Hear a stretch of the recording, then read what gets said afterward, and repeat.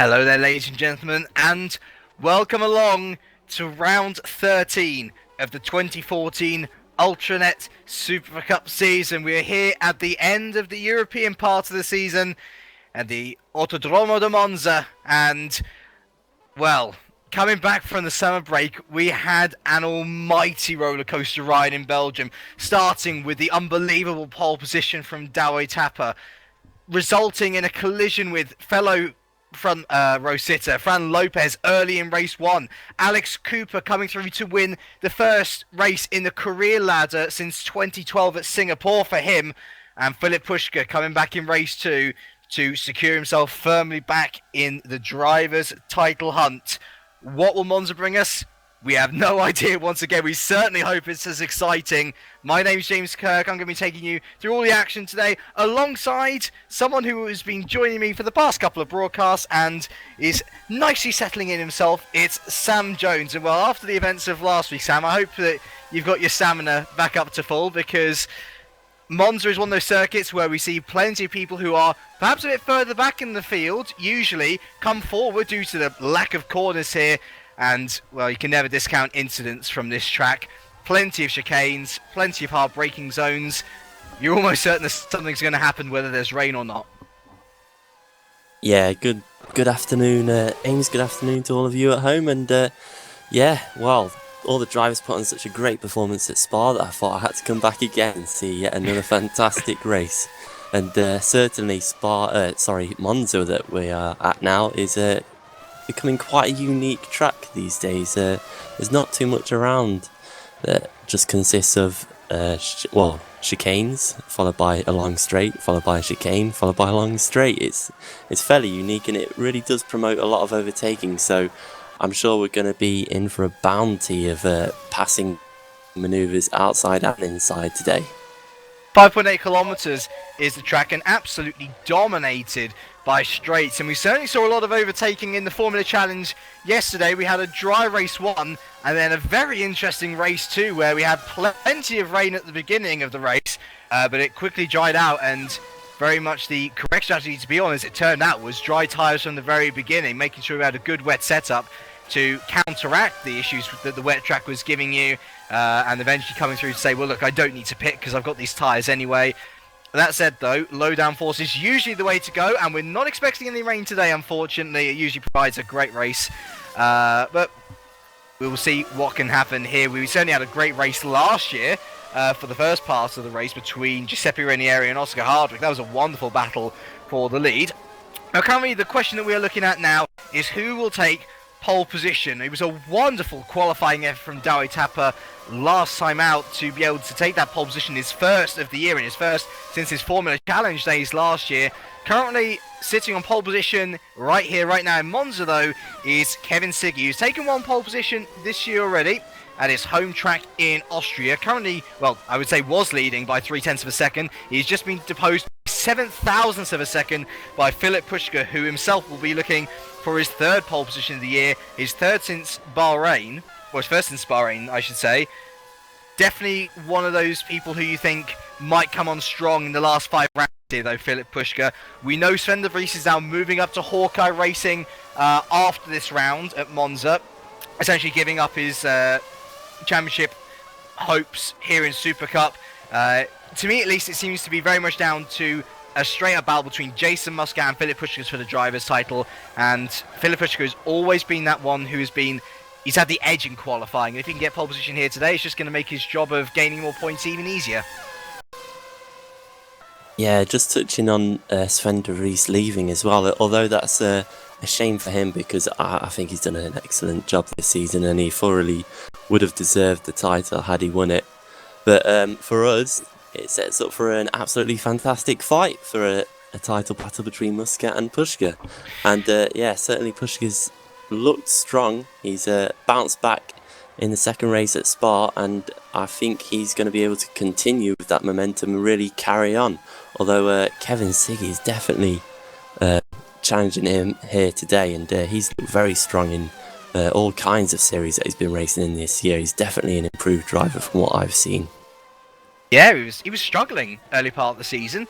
Not so anymore. He's actually back on pole position as we speak by roughly 1.5 tenths of a second. Very good point to bring up from our cameraman, as always, Dave Carr-Smith. Is quite crucial in the team's championship as well. Of course, Sven is moving up to Hawkeye, but one of the issues that Adonis Engineering has had this year, first part of the year, absolutely dominant. Kantonen and Muscat was by miles the best team in the field. Unfortunately, though, Kantonen had health problems, potentially still has a couple of health problems. He certainly didn't look very sharp in Spa, and so what's happened is for this final round that Sven is taking part in, he's actually driving for Adonis Engineering to try and further secure their place at the top, because Simcraft have now gotten within 100 points of Adonis Engineering, and early in the year we were not predicting that at all, especially the way that Adonis were going. Canton, on the other hand, has gone to Sven's seat at Satellite. We're not sure whether this is a permanent deal, but to me at least, I think it's better for Ascari, because Ascari needs to regain his confidence that he had early in the year. You know, we forget he got a 14th and a retirement last time out in Spa. This man holds 2 pole positions and 4 race wins to his name this season. So it's not like, you know, it was years ago that he was winning stuff and now he's come back, like Christoph Lichtenstein, for example. He was winning and had the pace early this season, and he's just lost something. So I think if he is permanently there at Satellite, it's definitely going to do him a world of good, because he'll have definitely less pressure on him than at a title contending outfit like Adonis. Yeah, looking at Kantonen today, he's currently in 18th place, and it's looking so far like a similar story to Spa, where he didn't qualify too well, but he did look strong in the race. He did have good pace, but absolutely no consistency at all. So we saw him quite a few times move up the field and then drop back due to either a mistake or just getting in the wrong place at the wrong time. So he's definitely not back up to scratch, quite far from it really, and hopefully he can find a bit more consistency today. I think that's going to be the key thing for him to take out of today's race. Right, halfway through qualifying, let's go through the order as it is now. Provisional pole position is Kevin Siggy for Positive Sim Racing. Second is Pushka, then is Gaia Brakan in a very impressive 4th position. Brakan's been really race 2 man of the day. He's had 3 consecutive podiums in 3 consecutive race 2s, and I tell you what, if he's putting up in 4th in race 1, then at the track where he made his debut for PB Racing last year, he could be looking at 2 very handy results for PB, who are very quickly reclimbing the table after a bit of a lull mid-season. We've got Fran Lopez for Positive in P5, followed by De Vries, now driving at Adonis for this last round. Norton in a very impressive 7th for Storm. Muscat 8th for Adonis. That is crucial, remember, for the championship. Pushka 2nd, Muscat 8th. Then we've got Parker in 9th, and Miko Sukas currently rounds out the top 10 for Centurion Grand Prix. Still got about 6.5 minutes to go though, so plenty can change, especially if you can get a lucky slipstream around here. Yeah, I'm surprised no one's really taking too much advantage of that, although it looks like Florian Guy has had a good bit of a tow from Tom Parker there as he goes into the and he's gone over the chicane, so all of that slipstream he did receive, it's kind of gone to waste, because he's cut the chicane, and that's pretty much a lap abandoned for Gaia now. But he's still up in 3rd place though, and he's only just 5 thousandths of a second off Pushka, so he's definitely got the pace today, and he could be one to look for during the race as well. Look at these times, they're tumbling, aren't they? Miko Sukas into P6, Roy Verzil for Fox Racing. I believe he's actually, with this race, going to make the full step up to Super Cup, as this is his 4th round for Fox now. And Roy is, I've always said it, in Formula Challenge, Roy is fast at the front of the field. However, he is so inconsistent, it's unbelievable. In Super Cup, though, he may not be one of the fastest, but he has found some sort of consistency, and he's put up there in P7, a great effort from the Dutchman so far. 5 minutes to go there. Let's have a look at where other people who might be in contention late on are currently. Dawi Tapper, pole position just 2 weeks ago, down in P12. Menno Klomp for Multiforce, down in P17. Really far down. Ascari Canton in 19th. Pavel Oknovsky 20th. Manuel Gagzella P23, and in the garage, coming out once again now, but the Romanian down in P23, we've seen him leave it pretty late a couple of times this year, but he needs to get a move on if he wants to at least get somewhere near the points in race 1. Meanwhile, though, Kevin Siggy, he's extended his advantage to pretty much a full 0.2 of a second now. But that lead is slim, and I can easily see Pushkar, if he gets a decent lap, making it, well, stealing that pole position off him very easily, as I see Dowie Tapper there has indeed improved as he heads up into P6. Yeah, looking through the times, I've also seen that we've got Marcel van der Linden here today. He's a very competent driver, so I'm surprised to see him down in stone last, 30th position at the moment, and not looking like he's coming out of the pits at all. So yeah, I think he's coming back into the pits, so he looks like he's going to go and take a brief rest before he gets out for what could be his final runs of the day, in qualifying at least. As I believe we just saw some movement. I'm surprised to see Jason Muscat down in only 12th position at the moment. He's definitely got some work to do if he wants to catch up with his main rival Philip Pushkar, who's currently in second as well. I do wonder if Philip Pushkar is on a lap currently. I think he's on his out lap actually. Oh no, he's on his in lap. Apologies. So no improvement from the top two yet. Guy's just going out. Bracken's on the straight. Nobody seemingly improving that much. So we only have 3 minutes to go. So I imagine at this stage in the contest, everyone's going to be wanting to come into the pits and maybe put in that minimal amount of fuel so they can get the absolute maximum out of their car. I think the movement which you saw was Menno Klont, who has just jumped up to P11 and indeed surpassing Jason Muscat. Tom Parker down in P13, he won't like that at all. And Sky Canton only P19, Pavel Ognovsky still P20. And yeah, not a lot of movers and shakers. I think we are going to have to wait for those final couple of minutes here before we see any true surprises, if there will be any even. Yeah, it does seem to be that everyone's just come into the pits, come back out again, and they're currently on their warm-up laps before they go for their big push final flying lap. So it's going to be very busy towards the end. I think we're going to be looking all over the track trying to find who's going to go fast and who's not. As Suokas and Ben Horrell look like the two Centurion Grand Prix drivers are going to work together and try and get a slipstream out of each other, try and help each other go up the grid. As looking for Horrell, he's down in 14th at the moment, and Suokas is in 8th, so another solid job by Suokas here so far today.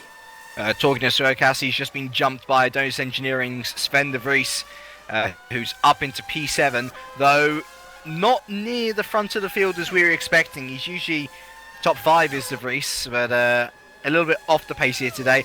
As I say though, it's the whole point of Monza is there we go, there's Emmanuel Gaxella up into P9 and likely to squeeze out another 2 laps if he's able to make this hot lap. Well, if he's able to use this hot lap to his full advantage, he'll be able to get another 2 laps if he's got the fuel in the car, of course. As I say, the strange thing about Monza is that you have these guys who are usually a little bit in the midfield, suddenly jumping up. I mean, Bracan, if he's able to keep it in this P4, or indeed if he goes higher, that's going to be his highest qualifying position of the year. I've not seen him qualify above 8, I don't think, this year. Honestly can't say. I'm not too sure about that one. I'm pretty sure he hasn't qualified above 8th. So a 4th for him would be amazing. Yeah, that's a really good effort then. He's definitely been getting the laps in, getting some practice in during the practice sessions then. As it looks like Muscat is starting a lap now. He's now down into 15th place. That's very, very low down the grid now. He's among the likes of Tom Parker and James Johnson, who have come into the field today as well.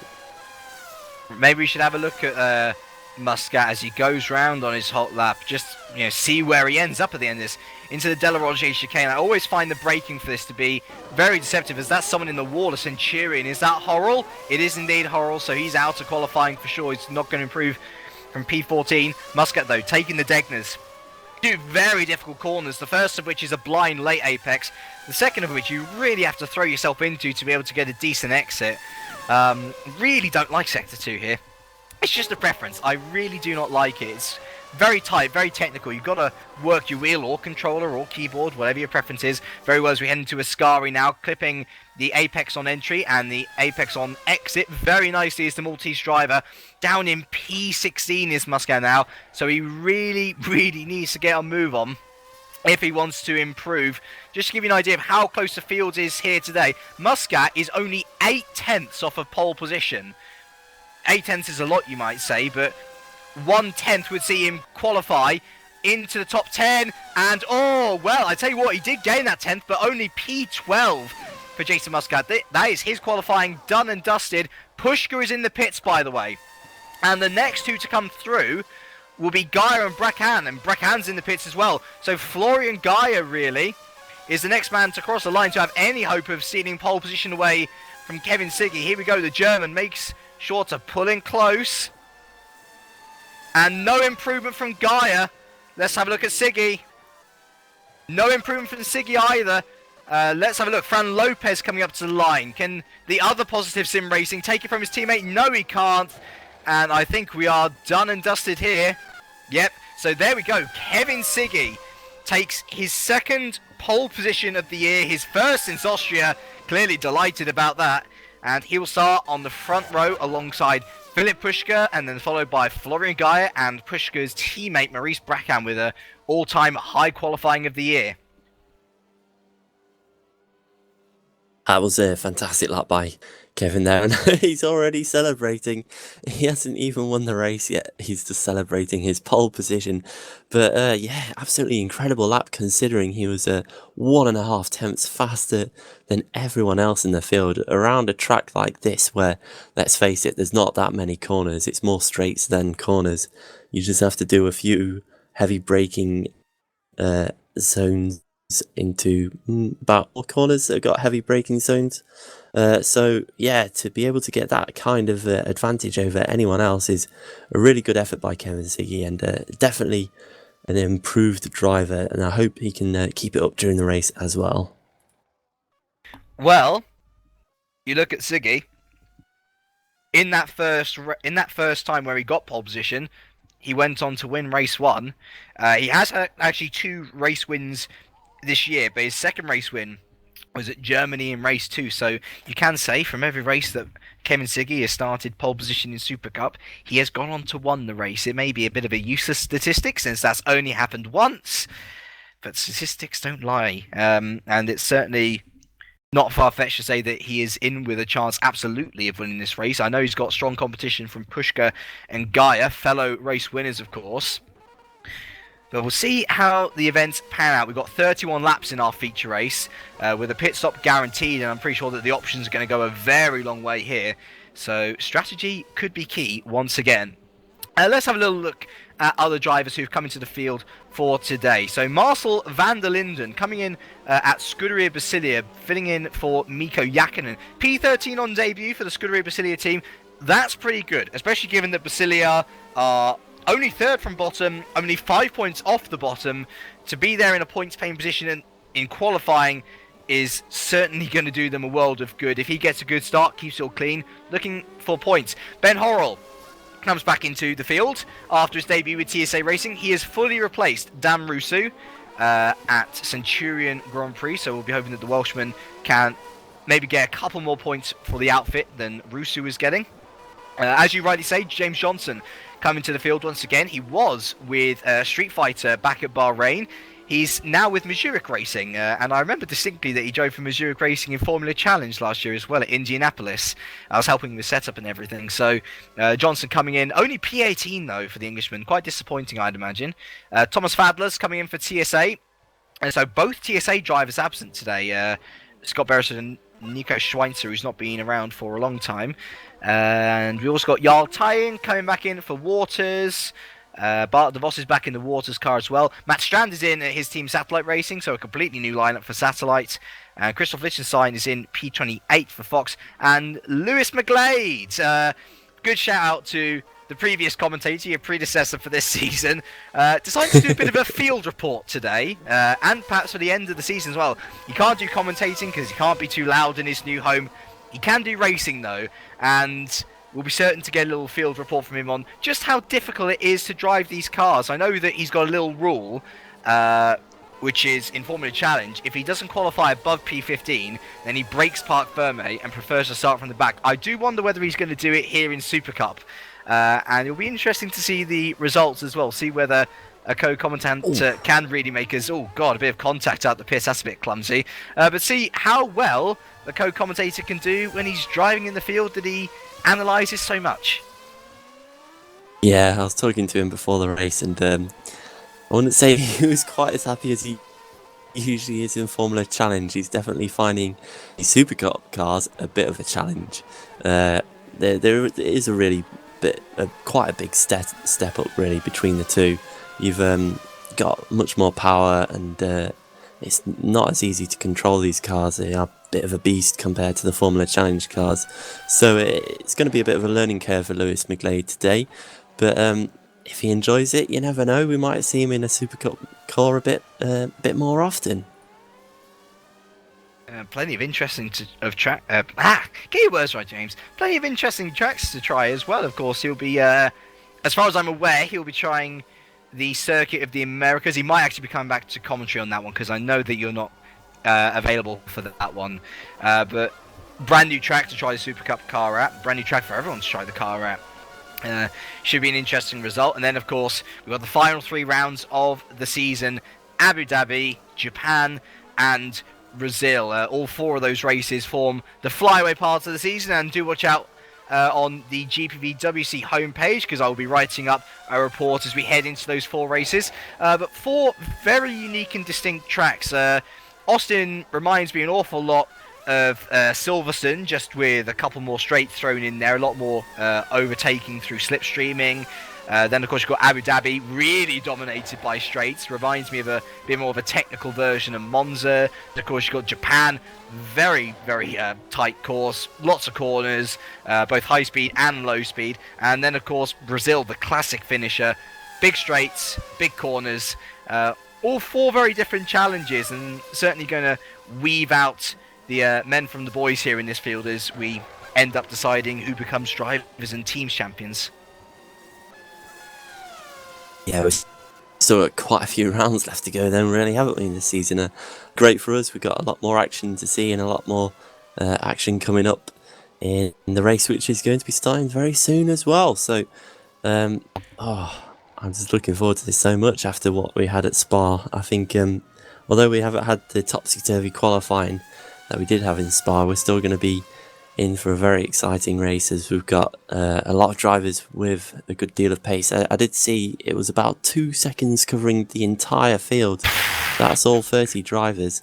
That's not much, to say the least. And I think it was about the top 15, was it, that was covered by a second as well. So it's definitely going to be a close one in the slipstream as well.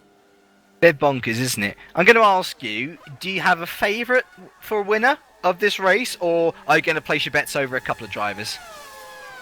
Well, over the last couple of races I've done with you, I think I've done a pretty good job, actually. I think I've only got one wrong at the moment, and that was due to a certain David Frančić coming out of nowhere and winning a race in WSS.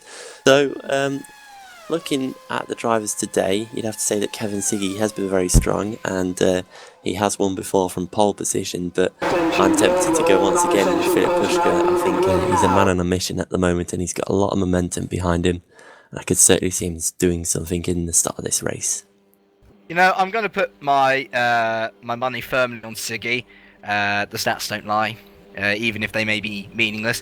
Though I would say, do watch out for Florian Gaia, because he has taken 2 poles this year. He's only taken 1 race this year, and I reckon that he'd like to add another one to that list. And remember, Gaia is one of the best on his tyres in this field as well, so we could very well see him last a little bit longer than other drivers. Kevin Siggy, though, for positive sim racing, his 2nd pole position of the year. He leads us off on our formation lap from Filip Puška, 3rd in the championship by exactly 60 points even. Even if he wins both races today and Sven de Vries doesn't score, he still won't take the lead in the championship. But given that de Vries is not going to be taking part in the flyaway races, he's certainly a title favourite now. Florian Gaia for Simcraft Racing starts P3 with Maurice Bracken, an all-time best of P4 for PB Racing. Fran Lopez, Siggy's teammate, starts P5 for Positive, with Dawid Tapper, the pole sitter, from Spa starting P6. I have remembered those two came to blows in Spa. It seems that they sorted it out because there was no penalties for Tapper, no incident report through from Lopez. But stay away from me were the words of Lopez last time out. I certainly hope that Tapper's a bit cleaner this time. Sven de Vries, championship leader, though for how long is yet to be decided. Starts P7 for Adonis Engineering for his final round in Super Cup. Adrian McNaughton starts P8 for Storm, a great effort from the Englishman in comparison to normal. Miko Suokas starts P9 for Centurion, and then the top 10 is rounded out by McNaughton's teammate Emmanuel Gagzella. Roy Virzel starts P11 for Fox, with Jason Muscat P2 in the championship, starting P12 for Adonis Engineering. Marcel van der Linden starts P13 for Scuderia Basilia on his debut in the series, with Menno Klomp P14 for Multiple GP, and a pretty disappointing qualifying for him. Ben Horrell starts P15 for Centurion Grand Prix, with Tom Parker another disappointing P6 for Simcraft. Ascari Canton, fallen from grace, P17 now for Satellite Racing, with James Johnson P18 for Mazurek. Thomas Fadler starts P19 for the 6 Axis Racing, and Yuri Ogiano rounds out the top 20 for Scuderia Basilia. Ari Niemann starts P21 for Mazurek Racing, with Pavel Loknovsky P22 for FA. Won the race in 2011, did Loknovsky, so got a long way to do before we can replicate that feat. His teammate Timu Toika, though, is right behind him, also for FA Racing in P23. Jarl Tyen starts P24 for Waters, with Lewis McGlade making his debut in P25 for TSA. Patrick Gatewood starts P26 for Multiforce, with Bart DeVos P27 for Waters. Santiago Ganiza starts P28 for Street Fighter, with Matt Strand P29 for Satellite. And the field is rounded out by 2011 champion Christoph Wittgenstein, who is elected to start from the pit lane.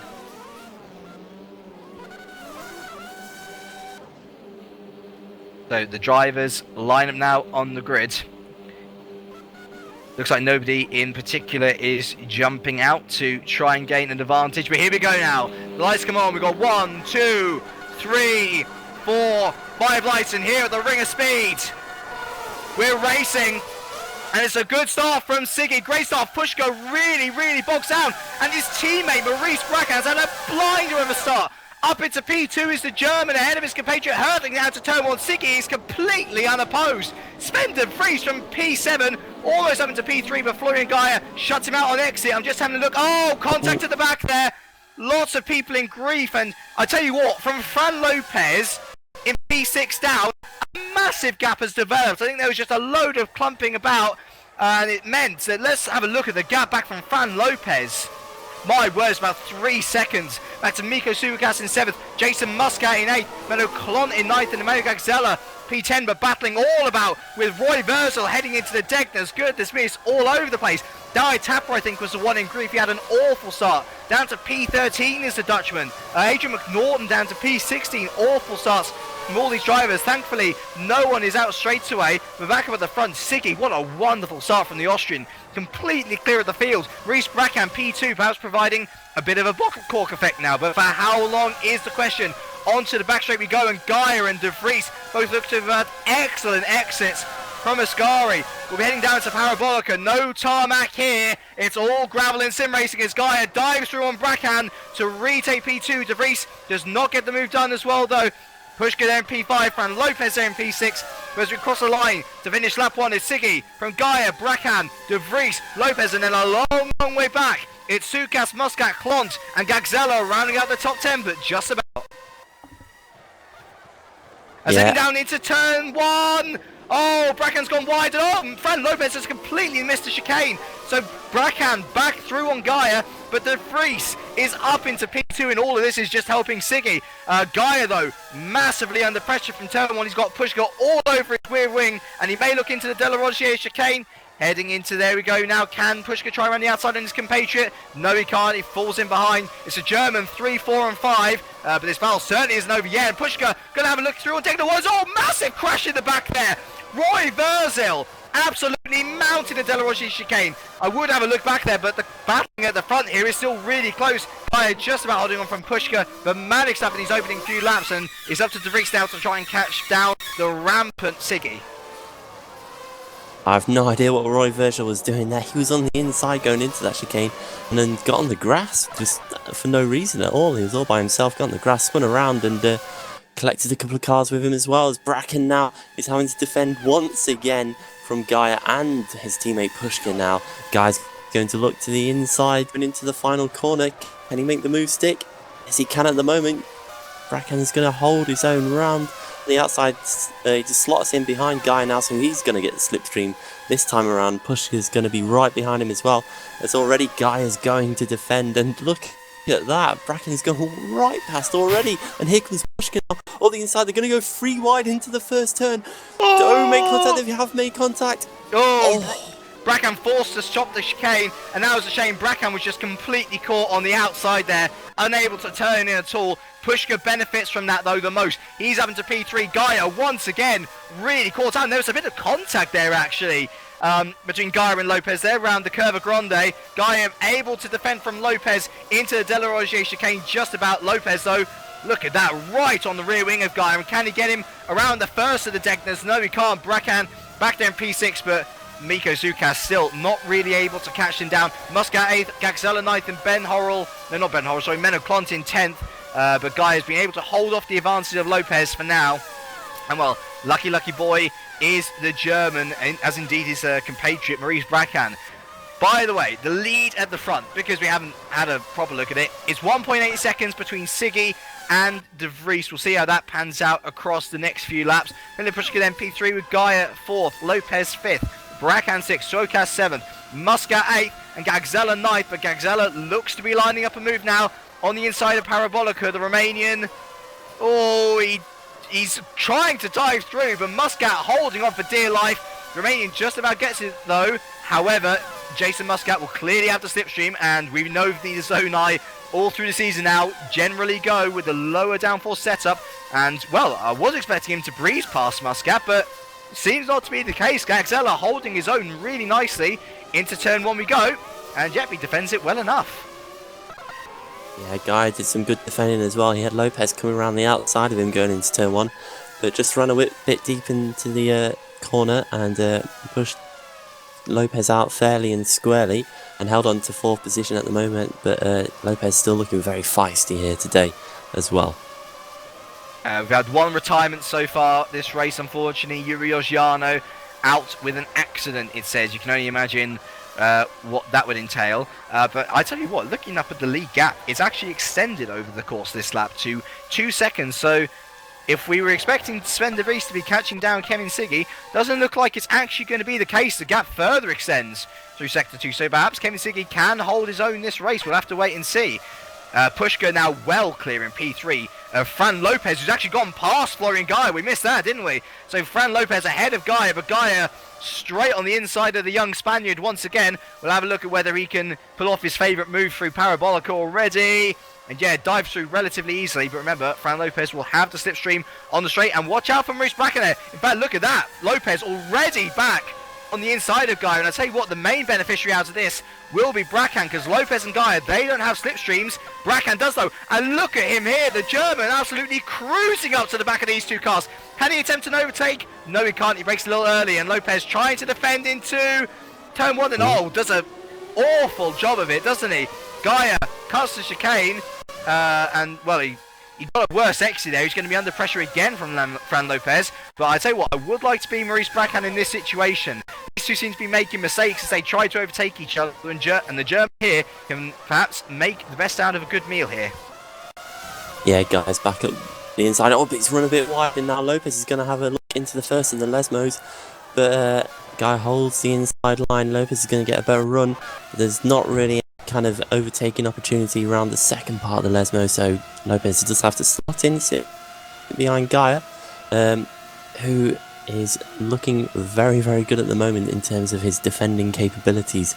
Lopez perhaps not so well going into that first turn. He just lost it a little bit, pushed Gaia out wide, and made a bit of hash of the corner himself, but he's got a chance to redeem himself now because he's all over the back of Gaia going in to the final corner, and Gaia once again is defending. He's having to do it in every single straight, but he's got good braking right at the end there. He runs a bit deep, but he's got the line around the outside, so he will get a run out the corner. Lopez is still all over his gearbox though, and once again he's gonna get the run down this main straight, and once again Gaia takes the defensive line. They're side by side once again. Lopez can get side by side with Gaia, but he can't seem to get all the way ahead, so they're gonna have to battle it out under braking. This time Lopez runs deep again, and yes, he's just about gonna get the position for the moment at least though.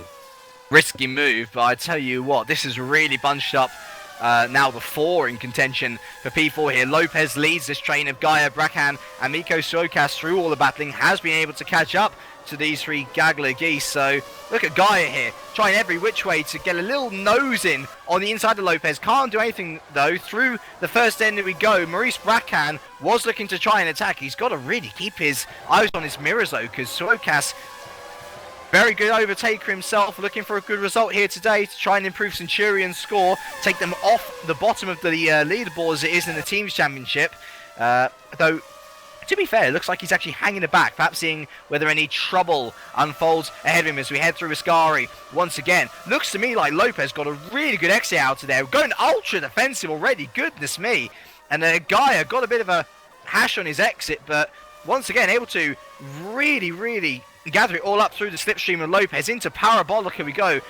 Once again behind Muscat and Gagzella are still battling out along with Menno Klon, so those 3 are in a cute little battle of their own. However, we want the battle for higher points, and currently Lopez is in that higher position. He's under a lot of pressure though. Here comes Florian Gaia.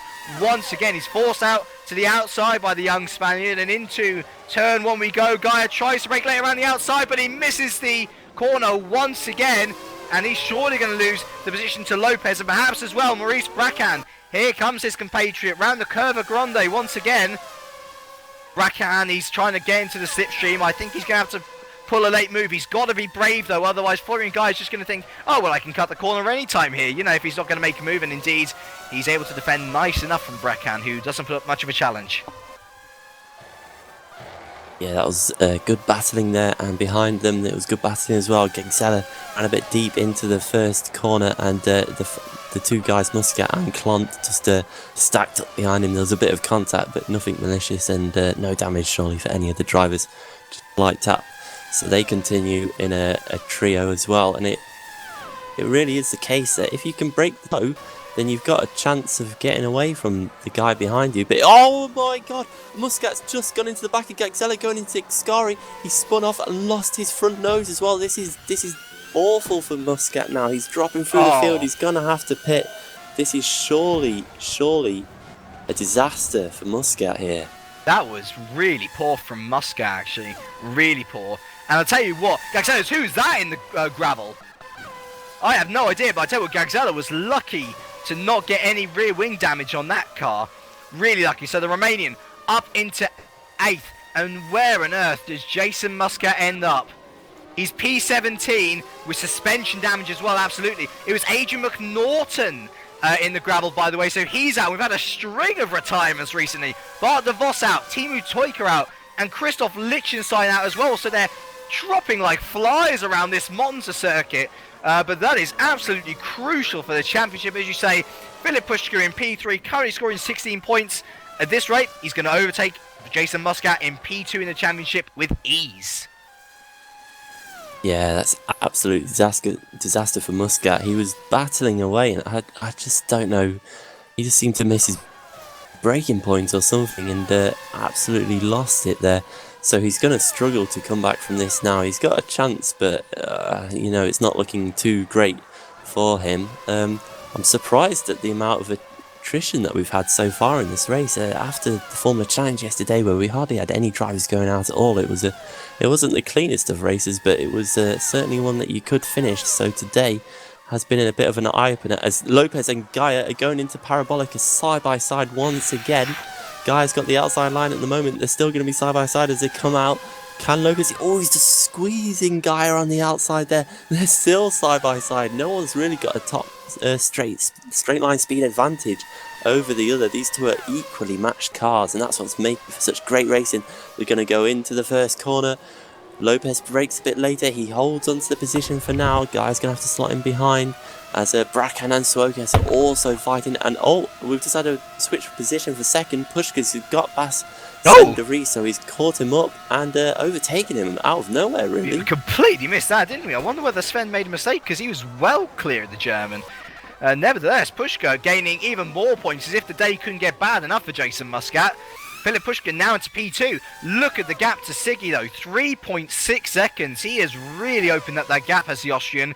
But that said, Pushka Perhaps he was hiding his pace a bit. Perhaps he's been waiting to get some clean air. Perhaps the German, as you have predicted, may indeed be able to challenge for this race win yet. Meanwhile, Florian Guy on the inside of Fran Lopez into Ascari. And Fran Lopez just about holding on. Brecan holding on. Suokas as well.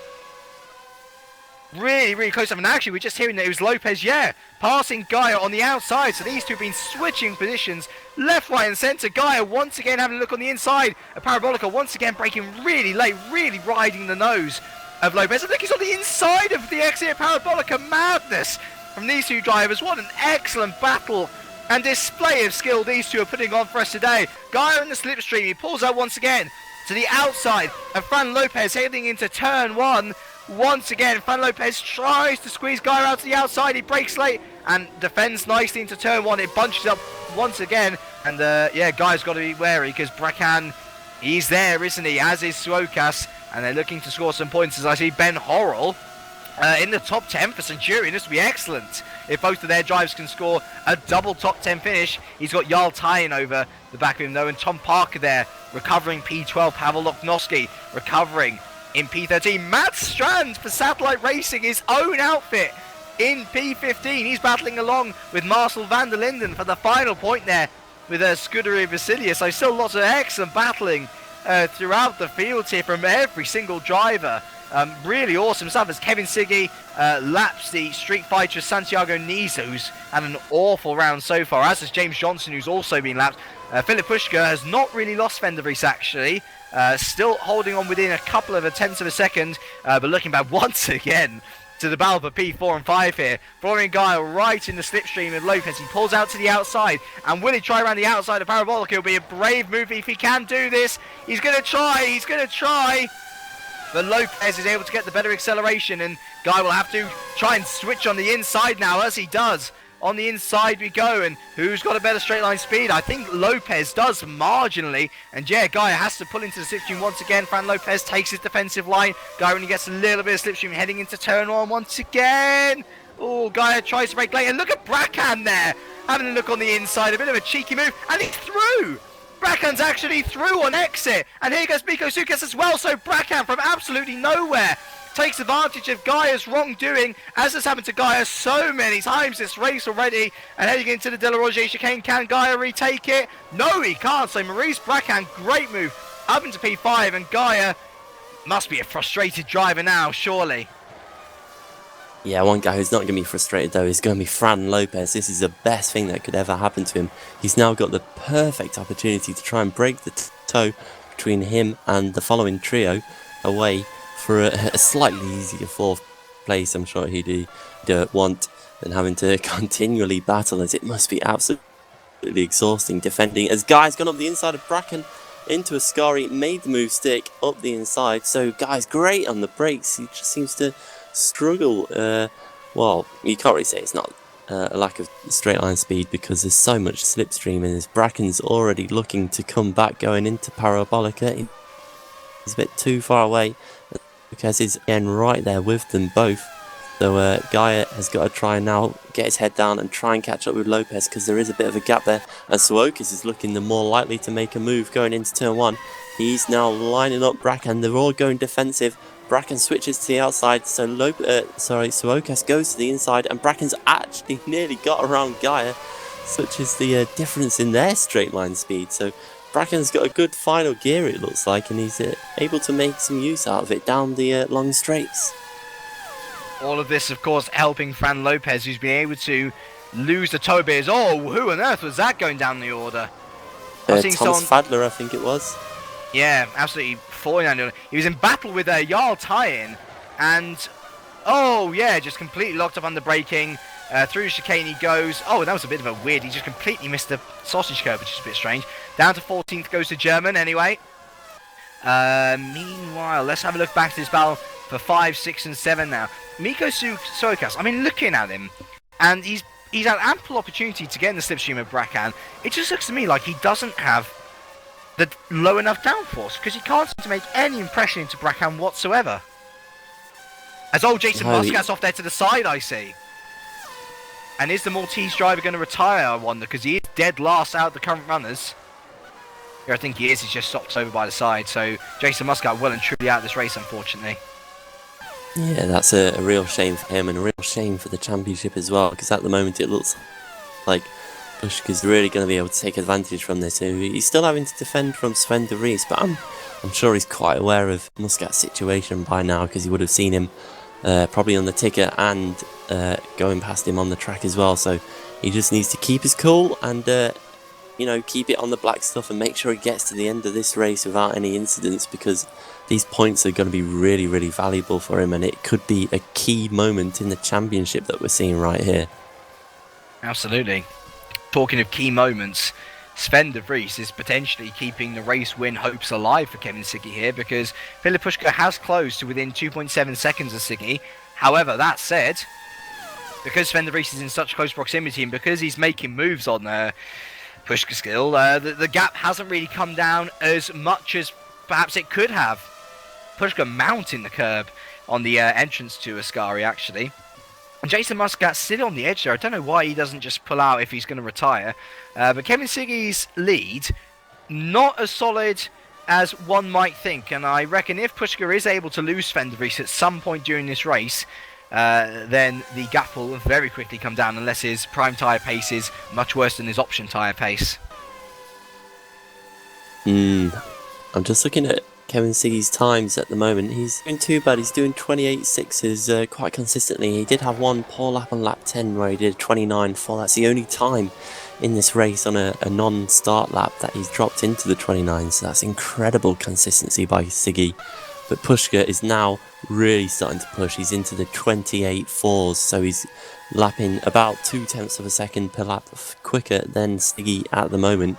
It'll still take quite a few laps for him to catch at this pace. It would be the majority of the race for him to catch up with Siggy, but if he can continue at this rate, then the pressure will start to be felt by Kevin Siggy as Puška gets closer and closer, and there is a point where you do get into the slipstream and you will feel the benefit. So time will tell if that will happen, but it would be a big moment if Puška can catch up with Siggy. I think it would make for a great freeway battle for the win in this race, as they look like they have to get past Roy Virgil at the moment, who's still on a recovery drive. And is Muscat got going again? It looks like he has. He's suddenly decided he's going to go for a Sunday drive, lets his teammate through. I don't know where he's going with this. He's not going to do anything better than 25th unless we get any more retirements, so I'm not sure what he's getting up to at the moment. Maybe his wheel broke or something? I don't know. His monitors could have fallen over. We've seen that in the last couple of weeks. We have seen that in the last couple of weeks, haven't we? Oh, good old Jim. It's a great video. Definitely one worth checking out. Especially if you want to see a topless Jim Paresis. That's certainly one to watch out for. We've had our first pitter from the points, though. Matt Strand, who was in P15, has pitted onto the prime compound tyre on that 14 of 31. A bit early if you ask me, but perhaps he'll provide the American with an advantage later in the race. Get some laps on the tyre, just to get into the groove of it. Meanwhile, we've had, what is that now, our 6th retirement of the race. James Johnson retiring from P24 from Zurich Racing. So Jason Muscat already gained another position already in another few laps time. Yeah, I'm surprised I see James Johnson here at all today. This is not one of his better tracks. He doesn't like this track too well. He's always complained about how bad he qualifies at Monza, so it really wasn't looking good for him from the off, really. What has been looking good from the off though has been Kevin Siggy. That said though, gap to Filip Puška down to 2.3 seconds now. So Puška slowly but surely turning the screw, and I think it's going to be really interesting to see when these front guy pits, because we saw Matt Strand obviously pitting a lap before. I was expecting them in until at least over halfway through this race, of which we are now over halfway through this race on lap 16 of 31. But hey, look at that. Kevin Siggy coming up to Ascari Canton, and that would have been a sight where we would have seen Cantonen in P1 in the early part of the season. Now, unfortunately, the Finn is being lapped. So not a good day for the Finn once again, all the way down in P20, unfortunately.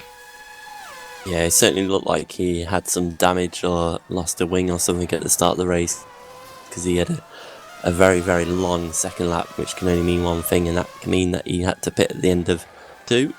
So that was really where his race all went wrong, but really his pace doesn't look that good either, so unless he's got suspension damage, he just doesn't seem to be on the pace. He's about 1 to 2 seconds off the leader's pace, which is a big thing in a circuit like this, and in racing alone, you'd have to say a couple of seconds is not where you'd want to be. So a bad day in the office for Canton, and hopefully we'll see him back to his old best soon. Let's hope, shall we? Let's hope, because currently it's Matt Strand who, with all the best intentions, doesn't score many points in sim racing here in Super Cup. He's the one looking to score the points here today, which is not what I was expecting to say at the start of the season, that's for sure, if we were coming into Monza. Siggy goes round once again, as does Pushka and De Vries. Perhaps since we are on lap 17:31 here, we should go through the other point scorers. It's Lopez now well clear in 4th, Gaia well clear in 5th, Brackham well clear in 6th, though Suokas is definitely closer to Brackham than Brackham is to Gaia in 7th. Accelerate, Clont 9th, Horrell in P10, a great debut for him and Centurion. Parker 11th, Ty in 12th, Loknovsky 13th, Fadler 14th, and Neiman in 15th. Though that said, he's under heavy attack from Marcel van der Linden, and they've got to, oh my word, they've got to try and traverse Douwe Tapper as well, who's in that battle as well, I should say. I thought he was being lapped, sorry. But, and van der Linden! Off he goes! Oh, just about to stay out the wall. Goodness me, that was close. And look at that, Douwe Tapper, who's had an awful start to this race, now back up into the points is the Dutchman anyway. Yeah, and big news as well, looking back at the lead, Siggy's not been too bad. He's dropped into the 28.7s now, so he's lost about another 10th in terms of overall time and lap pace. But Philip Pushka has just done a 1:28.2, so he took a full half a second out of Siggy's lead in that last lap alone. So the gap is coming down now. It's well under 2 seconds, and Pushka can really start to see the back of Siggy's car now. It won't be too long now before they get into the slipstream of each other, and it will be a question of, will Siggy pit to try and get on some better tyres and just maybe extend that gap overall to Pushka, as it's 1.1 seconds now. It's getting really close, and another fastest lap by Pushka, a 1:28.1. Looking pretty ominous for the Austrian, isn't it? Really under pressure now. We'll see whether he can lay down the marker. Well, we will see whether he does lay down the marker to pit onto the primes. The problem is, though, is what if the primes are just this slow anyway, and Pushka's able to, another few laps, as Jarl Tyen, who was running in the points, has become our 7th retirement of the day. What on earth happened to him? That is I think that was a disconnection of some kind, I'm not sure. Let's have a look. No idea. Oh, I think he's run out of fuel or something, potentially, because he just pulled over and retired. No idea what's happened to time, but either way, he becomes our 7th retirement of the day, unfortunately. So both Waters cars now out. Meanwhile, though, Siggy, through Sector 2 and Sector 1, has actually been able to gain another 10th. But it seems to me that all the time is gained by Pushka here in Sector 3. He just seems to have this one absolutely nailed. And we'll see, as we're going to be heading onto lap 19 of 31, how much time the German has or perhaps hasn't gained through this. Kevin Siggy, does he pit? That's the question. We're expecting them soon. He chooses not to. Neither does Pushka, neither does De Vries. 1.2 seconds. What's the gap? 1.1 seconds. The gap once again, as Pushka continues to reel in the Austrian. If he etches another couple of tenths out of him, though, then he's going to be within theoretical DRS range. For us here, though, it's simple slipstreaming, and it can make all the difference. Yeah, see, he's suddenly found how to drive this circuit fast again. He's just done a 28.2, so that's his personal best lap of the day, and it pretty much matched Pushka's lap on the last lap there. So, see, whatever issues he's had, I don't know whether he's just falling to sleep there a bit up in front by himself, but he's woken up now and he's really starting to put the laps in as he tries to hold off this charge from Pushka at the moment, and De Vries is coming along with him too. So Siggy, whatever his issue was, he still has the pace. It's not an issue of pace. He knows how to do a fast lap here. I don't know why he wasn't doing it a couple of laps ago. But he's picked it up again, so his tyres can't be doing too bad at the moment. So I'm guessing as long as he's still got a good pace in the car, he'll continue on. Yeah. In a way, though, I do kind of want a battle for the lead to develop, because those battles always end in tears in some way, whether it's a driver feeling they've been, or a driver feeling aggrieved for being pushed out the way. Battles for the leads are always the most intense, and well, talking of tenths, Filip Puška now down to 8 of them within the lead, and I reckon if he's able to maintain this gap to Siggy, we could see a bit of slipstreaming action. Is this that Maurice Bracan not in the pits? He's actually been just overtaken by Mikko Suokas through Parabolica, though Bracan looking on the outside of the Finn once again to try and take him around the outside. Into turn 1 we go, and the German successfully in action as well. Great late braking, and back into P6. Yeah, good move there by Bracken. I was expecting a bit more of that out of him today. He looked good at the start of the race, and he was there with his teammate battling hard, but ever since that 3 wide that he had with Gaia and Puška, he's just dropped back a bit. And yeah, 6th place isn't going to be bad for him, but I'm sure he was expecting for a little bit more after such a strong qualifying performance that he put in. But yeah, if he can break the toe, so I guess I'm sure he'll be pleased, but it's a really hard thing to do, and I think you need a mistake from the guy behind you to be able to break the toe around here. That's why he's not really getting away, and Suokas is once again looking, he's just pulling out the slipstream, so perhaps Suokas is having to cool the car down a little bit now. Perhaps the engine is starting to feel it a little bit. Heading on to lap 21 of 31, 11 to go. Oh, wow. 4 tenths the gap between Kevin Siggy and Filip Puška. Game on. Sven de Vries has been left for dead by these two. He is still there or thereabouts, but Siggy starting to make mistakes now, and I can see a move coming. That was a 28.0, the fastest lap of the race by Puška, and Siggy had no answer at all. And I just fear we're starting to see a little bit more of the old Siggy, the one that gets a bit flustered when he's under pressure and really starts to light up the rear tyres. It's something I've noticed that he does do quite often. So Siggy, just hold it together. It's not a good track to be lighting up the rear tyres, and Puška's already having a look. He's all over the back. It's like Siggy's just completely lost just all the pace in his heart, and Puška is looking like the man destined for a win at the moment. Destined for the pits, and out of the pits he comes. Emmanuel Gagzella, our first top 10 runner onto the prime compound tyres. He comes out in P13. That's not what we're interested in, though. Kevin Siggy flexing out of Ascari. Here comes Filip Puška now. He has actually taken the lead, and there we go, confirmation. Kevin Siggy, can he have any response into Parabolica? He dives through, and Puška looking for the cutback. What a successful cutback that was. Kevin Siggy is going to be on the inside of the slipstream now. Sven de Vries watches on from P3. Not much to answer. Kevin Siggy looking to the outside. And Filip Puška goes defensive. It's last of the late breakers into turn 1, that's for sure. And I think Filip Puška may just about have it. Here comes Siggy. He's going to try. And Puška closes off nicely. And look at that. Sven de Vries, who goes through battling through turn 1, right back in this as well, as Fan Lopez becomes the second pitter onto the prime compound tyres.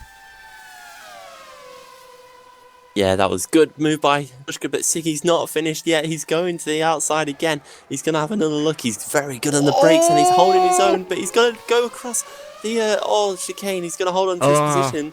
And yeah, that's fair enough, I suggest, although De Vries probably would have got that position, and he is going to have a look though, so don't know whether Siggy's going to let him through or not. I'm not too sure about that one, actually. Puška ran Siggy over the curbing. Didn't give him much leeway either way.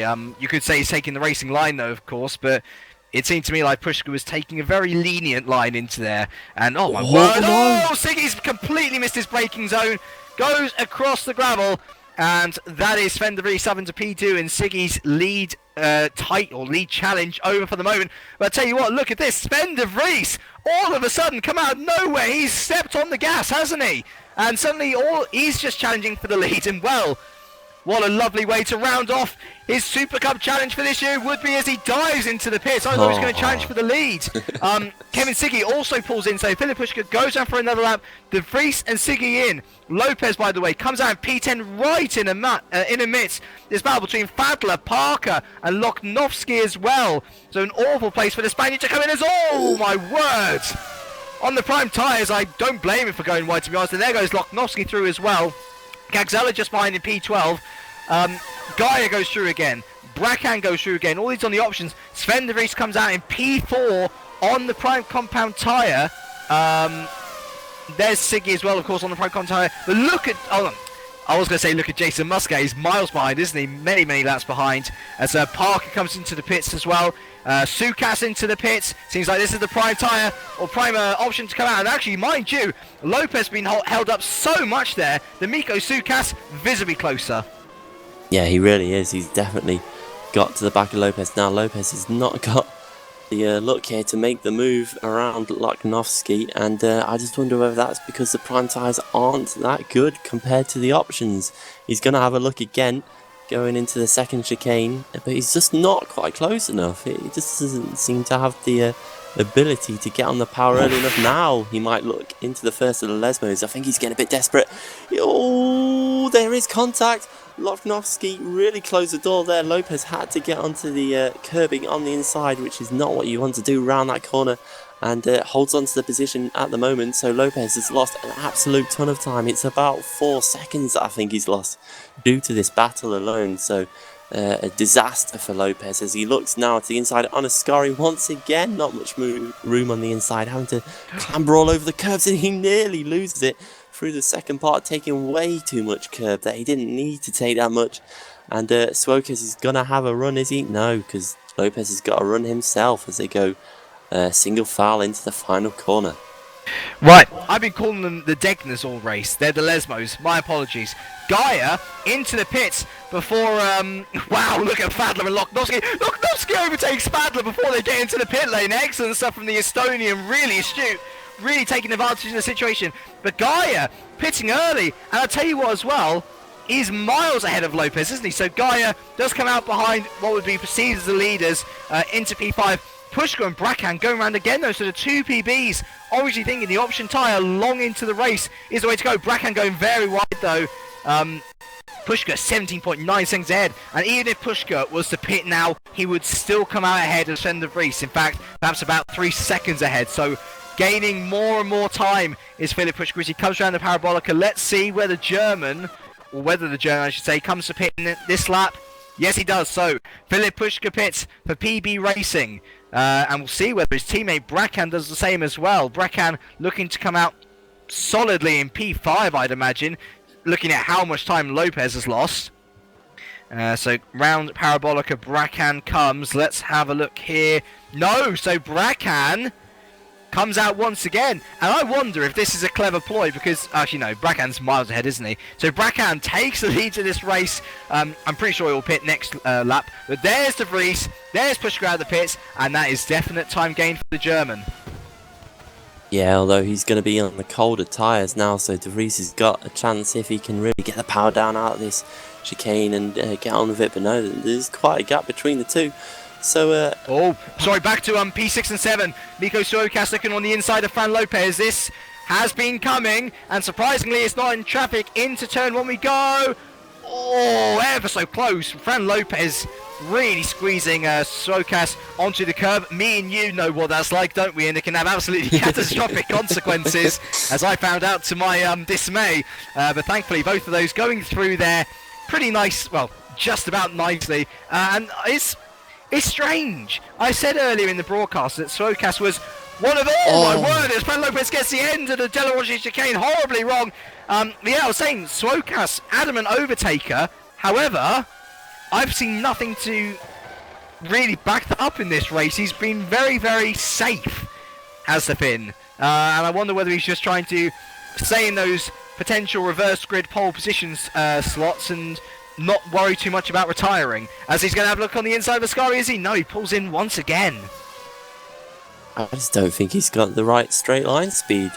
He just seems to just lose out at the end of the straight. He looks like he's going to make a move and then he just doesn't. So Bracken now pits from the lead, so that hands it right back to his PB teammate Philip Pushka. So he's going to drop back down the order. He was in this battle. He was battling with Suokas before the pit, so we'll see where he comes out compared to Lopez and Suokas, who are coming down the straight now side by side once again. Brackens want to try and keep clear of this because they are side by side. Suokas has got the inside for this corner, for the first corner this time, but again just pulls back in. I'll tell you what, Emmanuel Gaxella's catching them up now, isn't he, in P8? He's been on the prime tyres the longest out of the top 10 runners. And as he goes through turn 1 and 2, the debris of other cars laid before him as he went through there. His pace is looking good, Gaxella. He's not usually been that fast once he's switched onto the prime tyres. But given how much Lopez and Suokas have been battling, though, Lopez seems to have pulled out quite a bit on Suokas. I imagine he made a mistake through the De La Rozier chicane. The Romanian could be looking better than P8 at the moment. Yeah, and looking at the lap times as well, it's quite clear to say that these prime tyres are significantly slower, at least at the moment. As De Vries has done a 29.4 and a 29.2 compared to the low 28s that he was doing before the pit stops.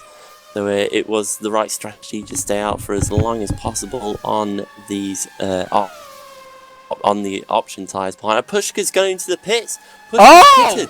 What's going on? What with Pushka? And also, look at the lead here. Sven De Vries is under massive pressure from Kevin Siggy. Interestingly enough, Pushka onto the option tyre. I don't know what's going on though. I can only imagine that he's forgotten fuel or something. And Kevin Siggy, all of a sudden, is right back in this. He's all over the back of Sven De Vries. Absolutely bizarre. And look at this, Florian Gaia through P3. His teammate Maurice Bracken into P4. Fran Lopez P5. And here comes Miko Sukas, who's also overtaken the German. And there's Emmanuel Gaxella as well. And De Vries is still defending. Pushka? De Vries is still defending. He had to defend into the second chicane again. So Siggy is definitely the man with the pace at the moment. He seems to be the one that can really get these tyres working well at the start of the stint anyway, and then perhaps pays the price for it later on. But it could be Siggy's race because we've only got a short distance to go, only a few laps remaining before the end of the race. And Siggy goes to the outside again into Ascari. De Vries just holds his line. A great little defending there from De Vries. Just used all the track that he needed to, gave Siggy enough room and braked perfectly. So De Vries showing his skills there as Pushka. Oh dear me. He must have done something wrong in the pits. You wouldn't pit again, would you? I've just seen Miko Suokas. Oh, was he pushed wide there by Gaxella? I wonder. They were going through the Lesmo. Yeah, it was. Emmanuel Gaxella just punted Suokas off the road there. So even though he's into P7... Oh, no, has he let... Battle for the lead, though. Battle for the lead. Going into turn 1. Siggy's on the outside. He's broken latest. He's done it. He's done it. What a great move. Sorry about that. I was looking at Suokas. He is back through on Gaxella. So good stuff from the Romanian to let... Miko through after playing him off, but Kevin Siggy retakes the lead in this race unbelievably. You're never too far away from drama here at Supercup, and Pushka pitting has completely turned this race in his head. Into the De La Rozier chicane we go once again. Siggy once again defending wonderfully well, and it looks to me like Sven, at least currently, doesn't have an answer to the Austrian. At the moment he doesn't know. He's got to try and keep within the gearbox of Siggy to get the slipstream, because that's going to be his only chance of overtaking and getting the lead back. He's still there. He's going to go down to Ascari and go to the inside, so Siggy just didn't bother defending at all. And yes, he's done it. Siggy, you've got to defend if you want to keep your lead. That's not the way to go into Ascari when you've got a guy right behind you. And De Vries takes a position back. I think we're going to be in for an almighty clash. It might be just who's in the right place at the right time on the last lap. It's going to be a bit of a NASCAR Daytona style racing here. Just being in the right place to get the slipstream at the perfect time. As Siggy once again looking up the inside of De Vries. They're going to go side by side across the start finish line. Only 10% of this race remaining now. What can they do into turn 1? Siggy, he just moves over De Vries. Wow. Marginal. I think Siggy could not have left any more room if he, any less room if he tried. He retakes the lead of this race from Sven De Vries, though the American looks pretty confident through through sectors 2 and 3, it seems, heading into the Della Roggia chicane once again. This is where Siggy begins to lose time to the American, at least last lap. Heading through Lesmo 1 now. Siggy needs to get a grasp on this race, doesn't he? As you rightly say, only 3 laps remaining, consider it 2.5, given how far we are through this lap already. Siggy takes Lesmo 2 reasonably well, but here comes De Vries with what I believe to be... I think he's got lower downforce for sure, De Vries, but into Ascari, he can't do anything just yet. Seems to me that he takes Ascari much better though, and heading through the exit here, nice run for the Adonis Engineering driver, our championship leader. He could yet extend that championship lead. I wonder if he will become champion despite not taking part in the last 4 rounds. You never know, it could happen. Heading into Parabolica though, and now to Parabolica we go. Kevin Siggy still leads, but just about from De Vries. You could not get any closer racing at the front if you tried. Here we go, Sven De Vries on Kevin Siggy. Once again, heading down to turn 1. Will Kevin Siggy push De Vries out to the outside once again? He's going to break a little bit later, and yes, well defended from the Austrian. De Vries is going to try and get a better exit, though. He's going to try and perhaps tuck up behind the rear wing of Siggy through the Curva Grande. And he's trying, isn't he? Staying there, trying to make sure they can get as much speed as he can, but no answer into the Della Roggia chicane either. I wonder whether Siggy's gained a bit of confidence now and is able to really show, look, I'm going to win this race. You're not getting past me again, mate. Meanwhile, Miko Sukas gets past Emmanuel Gagzella again, but we got Lopez and Philip Pushka in battle now. Philip Pushka, remember, is on the option tyres after... Oh, wow! That was rude from Pushka. I'm going to have a look back on it just to make sure. Pushka on the option tyres. And oh, yeah, no, completely Pushka's fault. Absolutely ruined Fran. I'm surprised he hasn't lost a position here, Lopez. He's going to... Oh, my word. Here comes Suokas. And wow, very lucky not to lose another place, Lopez. But Pushka just completely pushed Lopez onto the curbing there. And there wasn't much Fran could do. And I wouldn't be surprised to see a protest launched after that, for sure. Yeah, I couldn't really see it too well on my screen. It was a little bit laggy for me. So it did look like Pushka was up the inside. And Lopez just, well, ran out of room. Whether Pushka punted him, well, not punted him, but tapped him out there with a bit of wheel-to-wheel contact. I don't know. But yeah, let's Pushka up to 5th, although could be under appeal. We don't know. But I wonder now whether Piquet's going to perhaps just slow down a bit and let his teammate through. Whether we might see something like that. Potentially. Last lap though. It's amazing how quickly this race has gone. And Kevin Siggy is still defending the lead of this race. In 2013, we had a wonderful battle for the lead between Ranieri and Hardwick in the opening laps. Here, in 2014, the year of Super Cup as I like to call it, we have a battle for the lead in the last 5 laps of this race. Kevin Siggy holding on for dear life from championship leader Sven De Vries. It's not been an easy journey for Siggy, and one must wonder what on earth happened to Philip Pushka and why he had to pit. Either way, Kevin won't be complaining as all what's happening. What's happening? De Vries has done it into Ascari. I was looking on the replay. I was looking at a replay, my apologies. De Vries then, he's taking the lead this race, and I really hope we don't see contact here heading into the Parabolica. Kevin Siggy's got to do this, hasn't he? He's got to try and get the comeback in some way. He gets on the power as quickly as possible, and it's going to be a race to the line. Can he get the slipstream? I don't know. Sven De Vries, he goes to the inside. It's going to be so close. Sven De Vries just about takes it. There was contact there at the end, and I don't blame Siggy for trying either. At the end of the day, 0.03 of a second between the two of them. And unfortunately, Kevin Siggy, wonderful pole position for him, but he just couldn't hold on. So Sven De Vries takes Adonis Engineering's first win since, oh, when on earth was it? Monaco. So loads of rounds ago. Great stuff for Sven De Vries on his final evening here in Super Cup. Gaia takes 3rd, Maurice Bracan 4th. So he didn't let through Philip Pushka. That was interesting. Pushka a debatable 5th. Lopez certainly won't be happy with what happened to him through the Della Roggia chicane. The Spaniard ends up 6th with Gagzella 7th, Swokas 8th, Klont 9th, Ben Horrell P10 for Centurion. So a double top 10 finish for Centurion. They're off to a great start here in Monza. Loknovsky 11th, Fadler 12th, Tom Parker 13th, Ari Tabarot a terrible start P14, and Ari Niemann rounds out the top 15. So Matt Strand, despite pitting really early, didn't score that final point. Unfortunate for him.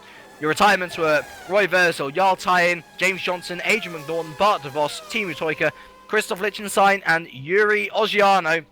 And to remind you of our 6 to 10 reverse grids candidates, we got Lopez in there, we got Gagzella in there, we have Swokas in there, Klont, and Horrell as well. Oh, wow.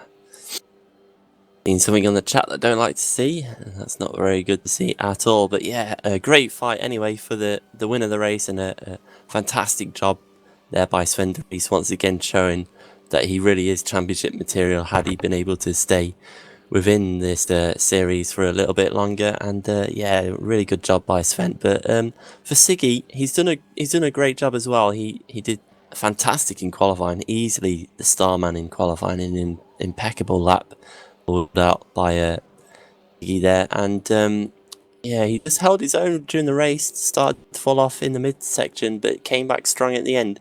But what I really want to know is why he never bothered defending into Ascari, because it happened twice that Sven just passed him going onto the approach into Ascari, just put it up the inside, broke about the same time, and just made the move stick. And Siggy, perhaps if he defended in Ascari, maybe he could have won today, I don't know, but perhaps he had his reasons. But yeah, I would like to know why he didn't defend at all.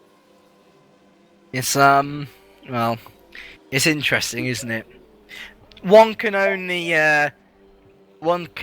gander, and in a way, I really hope we see Pushkar on the podium in race 2, because I want to find out what happened.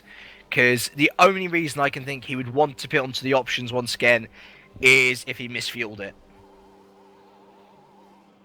It must. I can't think of any other way, because at first I thought it was a drive-through, but of course he actually took a pit stop, so he wouldn't go onto the options for the sake of going onto the options again. It must have been an issue with his pit stop and just perhaps forgot to fuel to the right amount, and at the end of the day it's probably cost him a win. He might not have won, he might come third, we never know, but it definitely cost him much more points than he would have got coming home in 5th place. So disappointing for Pushkar there.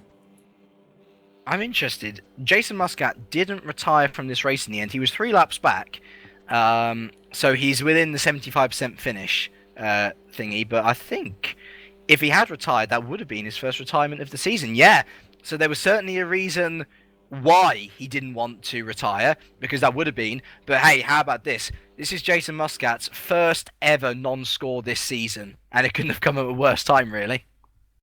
That's incredible consistency for Muscat, and I don't know what's happened to him today. He had the pace fairly, a good midfield runner, but not the kind of pace that the top 5 had today. So disappointing in pace for him, and a disappointing result overall by just a silly mistake for Muscat. He did have a fantastic end to the race, though, I have to admit. I saw him, Menno Klont and Ascari Cantonen coming 3 wide across the line for a photo finish. Unfortunately, they were all on a different lap to each other, so it didn't really count for anything, but it looked good nonetheless. So yeah, here we go. So I'm just looking at the wiki standings now. Sven de Vries and Jason Muscat were the only 2 drivers this season to have taken part in every event and scored in every event. No retirements, no non-scores. Sven de Vries remains the only person to have done that, and of course he's leading the championship, so we are going to have unbelievably a season where no one even has a chance of having no retirements, no non-scores until the end of the season. Talking about non-scoring though, let's see who's going to score reverse grid pole position, shall we? To remind you of your candidates, we have Fran Lopez, who has not won a race here in Super Cup. Neither has he taken a pole position. Emmanuel Gagzella, who has started near the front before and has often thrown away very good results. Miko Suokas, who has been a bit off the pace since rejoining, as in he's not really battling up there right at the front with the top 5. He's sort of been 6th to 10th, which is still good, don't get me wrong. I'm sure he'd love to start from the front and perhaps battle for another podium. Menno Klont, who has run a race at Great Britain in a reverse grid race as well, so he's certainly got the ability to. And the Centurion teammate of Suokas, Ben Horrell, on his debut for Centurion. Might he get it? We're going to find out now in 3, 2, 1. Well, Mr. Horrell. It's your lucky day. We have the full P10 reverse grid. I think we couldn't have asked for anything better than that. Considering how close the racing's been, I think we're going to be in for a very exciting race. And I personally believe that, considering the second race is shorter and considering what Siggy managed to do at the first part of the first race, that if one of these guys are perhaps starting in about, finished in about 8th, 9th or 10th and will be taking the front row starts the second race, if they can get a good start of the race, break the toe of the field behind them, and perhaps the guys behind them from second back battle away with each other, then perhaps we could see a surprise winner in this race too today.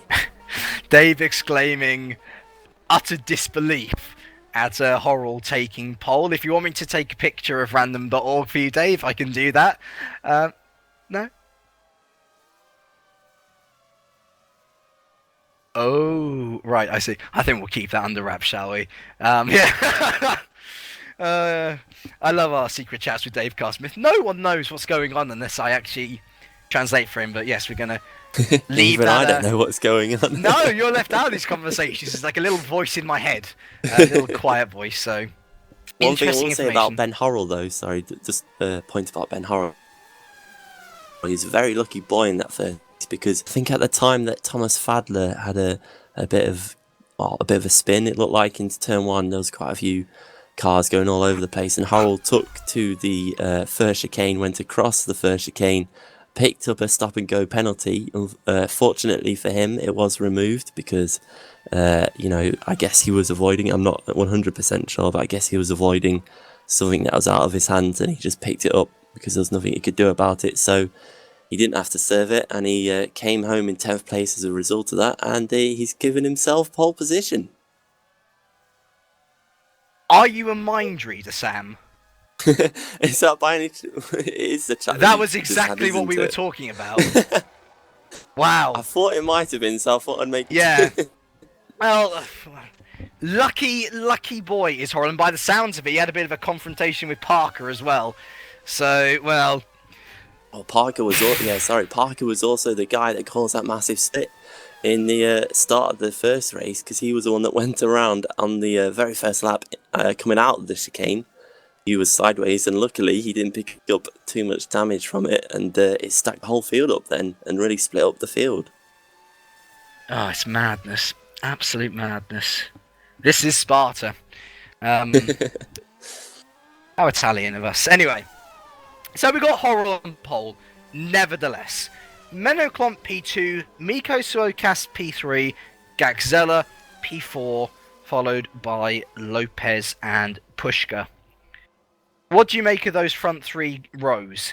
Because I'm looking at that, and there are plenty of people who could win that race. Lopez has got the pace. Gaxella, if he gets a good race together, he was looking good on the primes, wasn't he?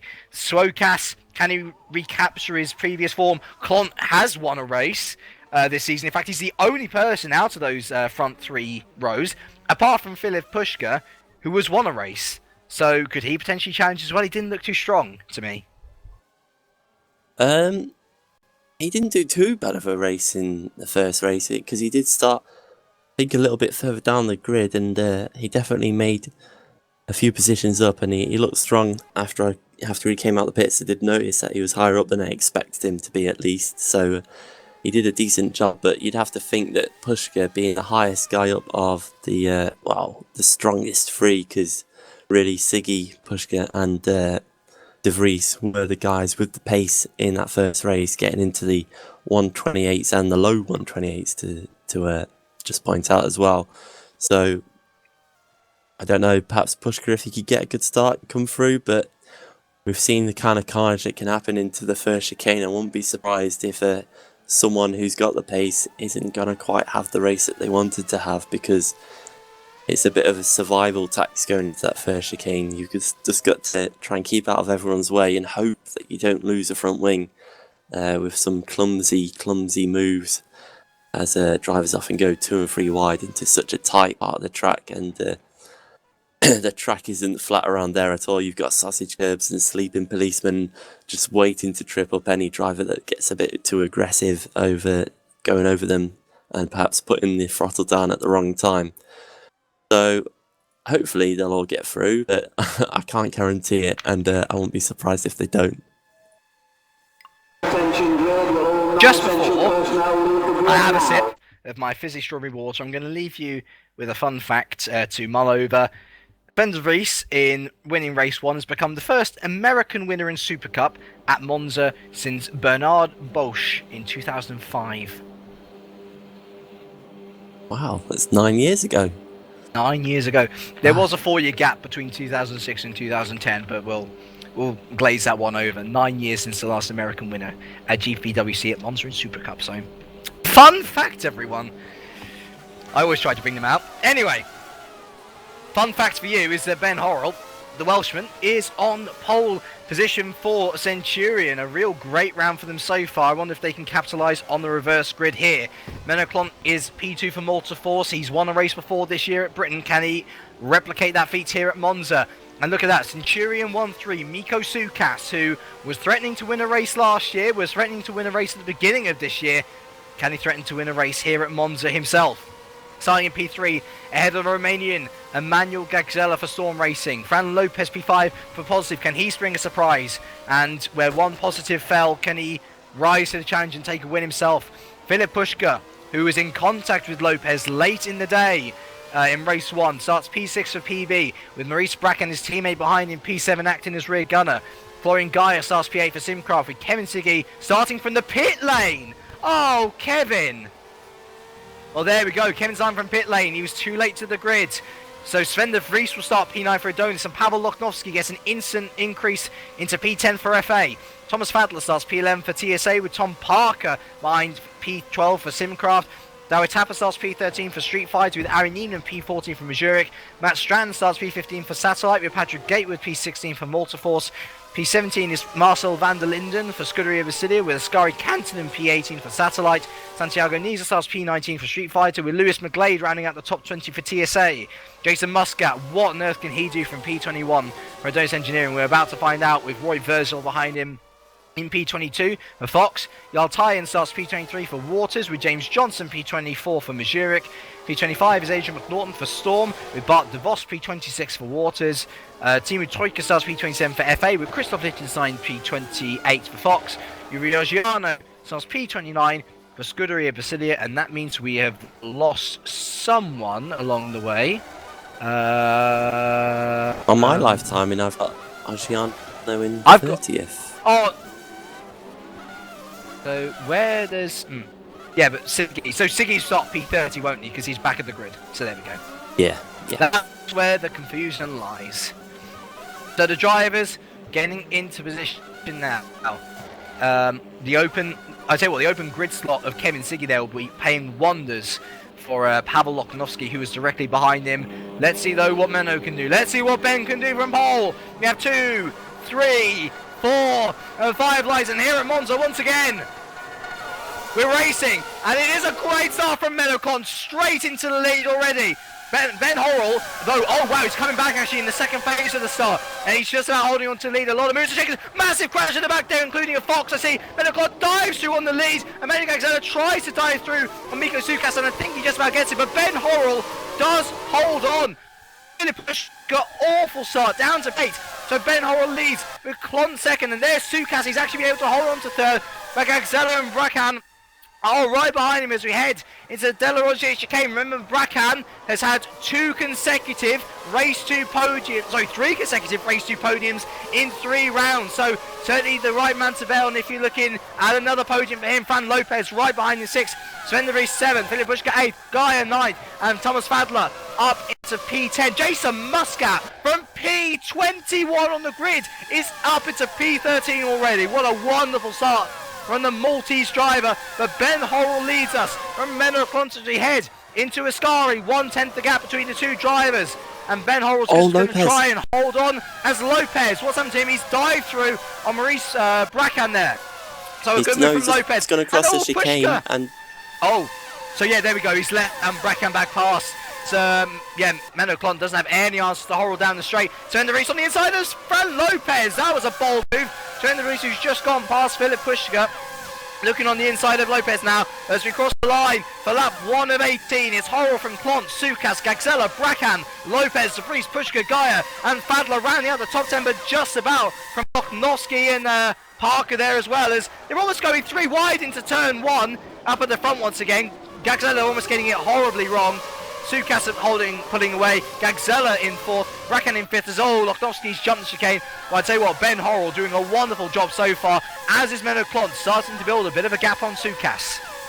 Yeah, they all stacked up at the chicane there. Gagzella really slow through the chicane, Bracan going into the back of him, and that gave Lopez a chance, and he's moved up into 5th place now, so he's moving back through the field after not the best start for Lopez. He's all over the back of Gagzella now, and Horrell's coming under more and more pressure from Menno Klont as well, going through the second of the Lesmos now. Klont's got a chance, he's got a run on Horrell, so Horrell might have to go defensive into Ascari. He's staying on the outside at the moment, so Klont is going to go up the inside. They're side by side into Ascari. Who's going to break the latest? Horrell, great braking, wow. Really good. He's run a bit wide, so Klont's going to get a run again up to the Parabolica. Horrell's all the way off the track. And Suokas is right into it now. Look at the 3 of them. Can we make it 3 wide? Suokas is thinking about it. He's going to go. Oh no, Klont's on the inside and he's got the position so far. Horrell's coming back on the outside. Through the second part of the Parabolica. It's still side by side and Horrell's just run a little bit wide. And this is giving Suokas a great chance as Horrell tries to push himself back in. He's behind Klont now, so Klont holds the lead. But Horrell goes back to the inside for turn 1. And under braking, they're still side by side. There's a bit of contact there, and Klont holds on. So great job by Klont. Really good overtaking from Klont. I tell you what, Tommy Koivunen, who's now team manager at Centurion, must have been preparing a new set of underwear as his teammates went side by side down the main straight. Ben Horrell, he's not giving this up, is he? He's trying to have a go at the Dutchman once again, no answer though. Meanwhile, Fran Lopez is past Emmanuel Gagzella, so the young Spaniard really on the charge. Negos Philip Pushka down on the inside of Emmanuel Gagzella as well. The Romanian loses 2 places in the space of 2 corners. Down to 6 he goes. Maurice Bracan in 7th. Tom Parker up to 8th. Where'd Sven de Vries go? He's down to P11, so Parker 8th, Tapper 9th, and Fadler 10th to Vries down to 11th. And Ascari Canton, well, you could call it an Adonis 1, 2, 3. But unfortunately, it's the wrong 1, 2, 3s. They're in 11th, 12th, and 13th. Canton up into 12th. Jason Muscat still in 13th ahead of Loknowski and Florian Gaia. What an awful start. We completely forgot about him, didn't we? He's down in P15, unbelievably. 4 retirements so far as well. Ogiano, DeVos, Nieminen, and Verzil all out in the first 2 laps. Yeah, and Pushka made his way past Lopez as well, up the inside into Ascari. So Pushka up into 4th place, and now he's going to go chasing down the lead trio. But while Lopez is coming back once again, this is not good for either of them. So also Lopez Horrell has started to fall behind. Yeah, we've got Horrell as well at the front. Can Horrell dive through for the lead once again? He's going to try. Menno Klont around the outside does very well. And it's Suokas. My word, he had a little look, didn't he? And well, look at Pushka as well. Pushka into P4, so he's slowly but surely moving his way down the field. Fran Lopez is not going to let that one go, is he? He's got history with Pushka from this race alone, as Ben Horrell lags all over the place. Goodness me. Sort that ping out, sir. As Sukas seemed to get the Delaroche chain all wrong, and Lopez is back past Pushka because of Sukas's mistake. It is all go here at the Autodromo de Monza. To give you an idea of how close everyone is, the top 10 are covered by 4 seconds. Unbelievable stuff, and we're only on lap 4 of 18. Yeah, you'd have to say that the top 9 at least have a chance of winning this race, because they're nearly nose to tail apart from that gap between the top 2. And once again, Horrell's looking at Klont as Lopez looks at Suokas. No one wants to defend into Ascari, so they're all leaving the door wide open, and this gives everyone a good chance. Oh, look at that, we're nearly 3 wide. Wow, Pushka's going onto the grass. He's getting super aggressive, and here comes Gagzella as well. They are 3 wide. Oh my word, Ben Horrell through on the lead again. And they're side by side. Look at this train behind. So Fran Lopez up into pink. Yeah, absolutely mugged as we're almost going 5 wide down the start-finish straight. It's madness. Menno Klont really takes the lead from Ben Horrell. Oh, who was that between? I've got no idea. Gagzella was, what happened to him? I want to know who hit him off or what happened. Yeah. I'll check. Let's have a look here. Oh yeah, he clipped Lopez, so that was completely his fault. Don't worry, no worries there. So Lopez up into third. Sukas still holding on to fourth, but not for long. Philip Pushka dives through for P4, and now it's up to Maurice Bracan to try and make it a PB double whammy. Parker up into 7th, Tapper 8th, and Manny Gagzella now down to 9th, and Jason Muscat, because of all this madness, up into top 10. And look at the battle between himself, Guy, and De Vries. It's absolute madness. De Vries dives through on the second Lesmo. Oh my word. Almost goes round, but just about saves out Canton, by the way, down to P14, unfortunately, so he must have made a mistake somewhere. Menoclont, though, still leading from Ben Horrell. You have to watch out for Fran Lopez, though, unless Philip Pushka really starts to make inroads on the Spaniards. This battle for the lead could yet stretch on for a long, long time. Also, Ocas, he just ran deep, coming into Ascari, and he's dropped about 4 positions. Bracken, Parker and Tapper's got through, so it's actually 3. I can't count. But Pushka and Lopez are still battling away as well. As Horrell again, looking up the inside of Clont, they're going to go side by side into the first chicane again. This is not going to help them get away. Horrell has to pull back in though, so he hasn't got enough speed by himself. He needs the slipstream to help him out, and Clont is going to be able to hold on to this position because he's got some good straight line speed there. Lopez and Pushka are really catching up now. They may be battling, but they are certainly closing the gap, and it's looking like a 4-horse race at the moment. As Tom Parker, how has Tom Parker got up to 5th place? That's incredible.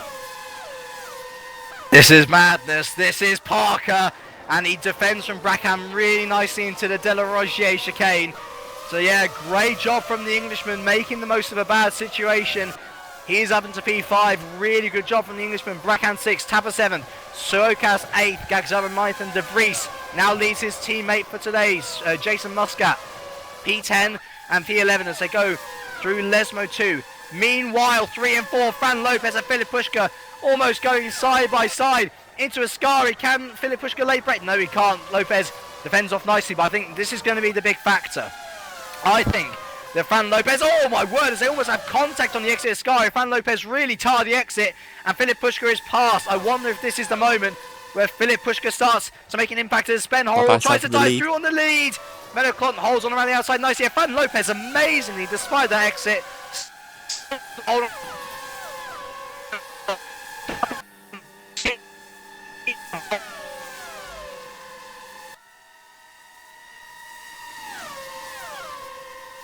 Heading into turn 1 once again. Can Ben Horrell take the inside? No, he can't. And look how close Fran Lopez and Philip Pushka are. They are going almost side by side. It is absolute madness. Really is astonishing stuff. Sorry about that. Apparently I was having a bit of bad internet, so it's probably a bit of gargle. Either way, Fran Lopez on the inside of Ben Horrell now! And Fran Lopez takes P2 away from the Welshman. It's been a stoic effort so far. But Ben Horrell just about holds on, and I fear he may lose another position to Philip Pushka very soon. It's up to Menoclont now to try and preserve the race winners. Oh, Horrell goes wide through Lesmo 1, and Pushka's already through. Oh, but he's run a bit wide though. Yeah, and Horrell's going to have a chance to come back, as Lopez is surely sniff a victory now. I think that was key for him to stay ahead of Pushka, who's now having to hold off Horrell, because really Pushka and Lopez are the fastest of these 4 guys. As Horrell runs wide and he has to relinquish the position to Pushka. Oh, already! So Pushka's really got to catch up. Already, Lopez is through Menoclont. He just got a wonderful exit out of Ascari. Clont was a bit tardy, and Fran Lopez takes the lead of this race, and I'm not sure whether there's much that Clont can do to answer that. That was key. That was definitely key. Lopez had to keep ahead of Pushka, and he's done the move. But Clont is gonna have another chance at coming back. He has got the straight line speed. We've seen it before. He's able to defend the lead, but he just can't quite get there alongside Lopez. So Lopez is going to hold on to this lead at the moment, going through the chicane all nice, neat and tidy. And it's up to Pushka now. Tom Parker up into 4th, I've just noticed. Incredible run. If he didn't have that accident at the start of race 1, who knows what would have happened to Tom Parker. Maybe it was a good thing, this reverse grid. Maybe it helped him in some way. I'm not too sure. Either way, Horrell now P5, Tapper P6, Brackham 7. So Tapper got past Brackham as well. Suokas in P8, really trying his best to hold off Gagzella and De Vries, but De Vries is getting a bit impatient now and will want to dispose of these 2 drivers as quickly as possible. Gap at the front definitely extending, isn't it? Fran Lopez beginning to really take a grasp on this race. And we'll be hoping that Menoclon will be desperate for more points. Will be able to act almost as a informal rear gunner, you know, hold off Pushka for as long as possible. It's lap 8 of 18. We're almost going to be halfway through this race. Lopez has got a long way to go before he can take the race win just yet. Yeah, now look at this. Tapper's on the grass, going free wide with himself, Parker and Horrell. He got a great run out of Ascari and he's already up into 4th place. Parker's going to have a look back, but he's going to have to slot in behind. Parker and Horrell are so busy just touching each other and going side to side, wheel to wheel through Ascari that Tapper just came along, took the perfect line, gained the position, and yeah, that's him up to 4th. But once again, Parker's coming back, so is Horrell. Surely not free wide again. No, Horrell thinks better of it, but still Parker's there, and Bracken out of nowhere tries to take 2 people in one corner. He's nearly got Tapper. They are side by side. Wow. He's got the run. They're going to be side by side now. So Tapper goes from 4th down to 5th, perhaps even to 6th. He's holding on around the inside of the Curva Grande, and Bracken thinks better of trying to hold on around there. So Tapper defends nicely into the De La Rozier chicane. Decent stuff there behind. Emmanuel Gaxella is past. Oh no, no. Yeah. Oh no, well I'm with Tapper. Oh, Tapper. Tapper. Look out. I want to have a look what's happened. Did he just clip the inside? Yep, completely his own doing. Tapper, the unluckiest driver in Super Cup this year, once again makes a mistake, and he's now down to P11. So Guy up to P10 as we got 2 and 3 side by side. Here comes Philip pushing up the inside of Menoclon. That didn't take him too long, did he? And he dives through in Ascari already. Philip Pushka over to P2, and now he can focus all efforts ahead as he aims to take down Fran Lopez with half the race to go. Yep, we're coming up to the halfway stage, and Clont isn't finished yet. He goes to the inside now into Parabolica. He's alongside, but pushes latest of the breakers and holds it round the outside. So good defending there from Pushka. Just had faith in his brakes and held on to second. But Clont coming back once again. This is really annoying. You know you've got the speed to catch up with the leader, but you're having to focus on the guy in 3rd. Clont up the inside into the first chicane. Once again, Pushka brakes late. Clont all on the brakes. Just holds it around that corner. So can Pushka now go after Lopez? He really wants his win after, well, the mistakes in race 1. And of course, Lopez and Pushka not the best of friends at the moment after their contact in race 1 as well, so it could be fireworks if Pushka can catch up. The battle for P7 down to 10 is really heating up. Miko Sukas has dropped like a stone, unfortunately, and he's down to P10 now. Florian Gaia 9th, Gagzella 8th, and Sven De Vries 7th. It looks like De Vries is really starting to stretch his legs now ahead of Gagzella, but the Romanian seems to be a bit of a bottle cork now for Gaia, who'll be wanting a few more points to improve his championship standing as De Vries goes wide. That will have lost him a heap of time. We'll see whether Gagzella can capitalise on the Americans' mistake as we head down to Ascari. I don't think he's got a good enough run, unfortunately. So Emmanuel will have to stay in behind.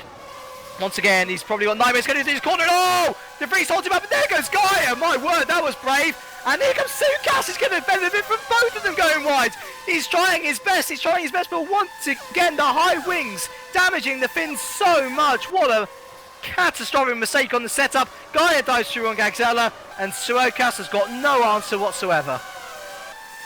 Yeah, that was a little bit messy there. All over the place for a lot of those drivers there. But Gaia, once again, he's going to have to defend from Gagzella. Suokas lurking in the background, thinking about free wide, but probably will think better of it since he's playing safe. Gaia holds on around into the first chicane. Gagzella's going to get a good run though. So Gaia's once again going to have to defend into every chicane that he comes across. He's just going to have to try and hold off Gagzella for now. Oh, he's literally pushing him. Wow. Oh, it's NASCAR, isn't it? Gaia managed to hold on to that with Gagzella. Gagzella! It really is. Gagzella's come on the outside. What? Wow, how on earth none of those 3 drivers spun is beggars believing. They're still going side by side through the Lesmo. Unbelievable driving from all these guys. It's really just words escape me, and me that is something a commentator should never say. Nevertheless, Gagzella, well, I was going to say he's into P8, not for much longer. Here comes Gaia, up on the run, here comes Delway Tapper, recovering, he's almost onto his power as well. Gaia tries around the outside, Gagzella mounts the curb, and he's just about able to hold on, though on the back straight here, I imagine we're going to see a couple more position changes yet. And here comes... Oh my word, here comes Gaia now on the outside of Gagzella. Suokas tried to defend from Tapper, and Gagzella defends really nicely around Parabolica. Though here comes Suokas. I really wouldn't worry, actually. He's not got the straight line speed, has he? But Gaia trying his almightiest to get past Gagzella. He's got a decent run, and here comes Suokas, who's at a double slipstream of sorts. He's going to push his way to the inside. He can't really do it. He's going to try and late break, and there goes Tapper around the outside as well. Oh my word, it's... Oh, Gagzella's round! Gagzella's round! And was there contact there? There was contact. Oh, dearie me. And Gaia. And Gagzella retires in pure frustration. A bit silly, if you ask me. I think he could have scored some decent points still. Well, dearie me. Florian Gaia pushes round... Emmanuel Gagzella there, and the main beneficiary there, Dalway Tapper up into P8, Fadler P9, Loknovsky P10, Miko Suokas down to P11. Look at the lead, Pushka's on the inside of Lopez, going into Ascari. Lopez holds on, just shuts the door right in Pushka's face. But this is incredible. Pushka did a 28.0 in the last lap. No one else can get anywhere near his lap times. And again, he's in the slipstream of Lopez. So, Pushka, the man on the mission, you don't need to pit this time. Don't need to worry about fuel, hopefully. We can say, but Lopez just holding his own around Parabolica, but Pushka is going to get the run. So here we go, Lopez already defending, literally going over the sponsorship on the inside of the track. Pushka to the outside, he's already got a nose ahead. Can he be the latest of the breakers into turn 1? They're still going to be side by side. Oh, nicely done, Pushka around the outside, a completely clean move, and Lopez lights up the rear tyres, trying to get a good exit out of the first chicane, and he does. So Pushka can't hold easy yet. He's going to have to defend into the second chicane, as Lopez is already side by side with him. So Lopez around the outside. Pushka, can he hold on? Yes, he can at the moment, but Lopez got to run. Oh, into the Lesbos. We're going to be side by side once again, and Lopez surely got the line this time, and he does. Pushka tries to hold around the outside, but Lopez just runs him out of road. Lopez, great fight back there, holds on to first place. Oh, but not for much longer. Goodness me. Philip Pushka already on the inside of Fran Lopez here, heading up into Ascari. Going back to the Della Roche chicane. It was like life flashed before Lopez's eyes. He realised, no, don't try and around the outside here. Pushka's going to bump me over the curb. And so he's really playing the waiting game, almost like a counter-attacking game is Lopez, as he carefully tucks up into the slipstream of Philip Pushka now. Will he be able to respond to the German round Parabolica? Will he be able to respond at all from now on? Pushka ushers Lopez out to the outside, and Lopez is going to try and get he gets a much better exit. Goodness me, wonderful cutback from Fran Lopez. On to the start, finish straight we go. Lap 14 of 18, 5 laps to go of this sprint race at Monza. It's been a wonderful journey so far. What an excellent way to finish off the European part of the season. Into turn 1 we go. Pushka around the outside, and he once again clatters Fran onto the curbing, and Pushka's got to be careful, because I tell you what, he's pushing the limits here, is Pushka. Yeah, and Lopez is surely going to be fired up, especially after race 1, and he's still fighting back once again into this second chicane where it all kicked off in race 1. Pushka holds his own at the moment, but Lopez, oh my word, lights up the tyres, nearly spears the car across the track, but somehow still gets a great exit, and he is still on the gearbox of Philip Pushka. Going through the second Lesmo, great corner that, really lots of speed taken by both drivers. And Lopez, he's just starting to fall back a little bit. He's going to have to stay within Pushka's slipstream. He needs a good corner now through Ascari. He's got to stay near Pushka. He can't lose this toe, and he is all over the back of him. That's great work by Lopez. So already he's looking to the outside of Pushka, going towards the final corner. Can he do something about Pushka? Can he get another great switchback? No, he's going to try around the outside. Here we go. Here comes the switchback. Get ready. He goes for it this time, and he gets another great exit. So, look at that. He's already moved to the outside. Pushka's holding on to the inside. Lopez just got a wheel and a nose there, but he's having to slot back in. Once again, pokes his car back out into the first chicane. Braking now, and Pushka just great defending, great on the brakes, but Lopez, he's still there. Pushka can't shake him off at all. You described Lopez 2 weeks ago as an angry bee whose beehive had just been knocked about, and he is really persistent, isn't he? He's the annoyance of the field, Fran Lopez, and I mean that in the most polite way possible. Pushka just can't get rid of him, can he? Lopez hanging on every which way. And I'm wondering whether Fran is thinking tactically about this. I wonder where he's thinking, look, I've got the pace to keep up with Pushka. Perhaps a last lap move is in order to catch Pushka unawares and to take this win for my own. You've got 3.5 laps remaining. It's certainly possible. And Pushka with a pretty bad exit, actually. As we head down to Ascari, Lopez looking to the inside now. Well, there goes my theory out the window. Lopez dives through Ascari, but Pushka's going to have the better exit through there, absolutely. Already onto the back of Fran Lopez. What a fantastic duel between the two of these drivers as we head down to Parabolica for the 14th time behind. Menno Klont and Tom Parker going into battle as well. So Parker potentially looking at the podium. Lopez holds on to Pushka on the inside of Parabolica. And Tom Parker's through. So Tom Parker is up onto the podium. Amazing stuff, starting P13, a gain of 10 places up at the front again. You can't keep your eyes off it, can you? Fran Lopez just about holding on to Philip Pushka now as we head into turn 1 for the 15th time of asking. Pushka, oh, no. Pushka giving Fran Lopez a very neat tap through there. And the Spaniard, as you say, rightly so, he's going to be really fired up. He's going to be angry. Pushka's getting his elbows out a bit too often for my liking, at least. And Lopez is going to have to work very, very hard. Look at him. He's almost pushing Pushka around the De La Rosier chicane. It's almost like, it's reminding me of a Super Saiyan almost. The more you get him angry, the faster he goes. Yeah, and I think for Lopez, he's definitely no longer a bee. He's transformed himself into a wasp. He's like that wasp on a hot summer's day when you've got an ice cream in your hand and he just keeps coming at you, trying to get it off you, and you just keep swatting him away, but he just won't leave you alone. He becomes more and more annoying, and again he looks to the inside of Ascari, he pulls himself, so Pushka holds on to the lead for the moment, but really this could go down to the final lap. No driver out of these two can get away. They're so closely matched. I'm half expecting Fran's driver inside the cockpit to burst into a beam of yellow light almost as Pushka ushers Fran Lopez onto the grass. That is not on, Philip. This is really starting to aggravate me, actually, and if it's starting to aggravate me as a commentator, it'll be aggravating Fran, no doubt. Amazingly, as you say, he's still able to get a good exit out of it. And into the first chicane we go. Lopez won't have to bother too much about making a move. He can just focus on nailing that chicane as best as possible. 17 of 18 laps to go as Menno Klont jumps the chicane, and Maurice Bracken and Sven de Vries are going side by side as well. Ben Horrell in there as well. It's all kicking off back there, but the battle we are all really interested in at the moment is this one at the front. Philip Pushka versus Fran Lopez, and Fran Lopez gets a bit stuck up there, and he clouts the curb as well.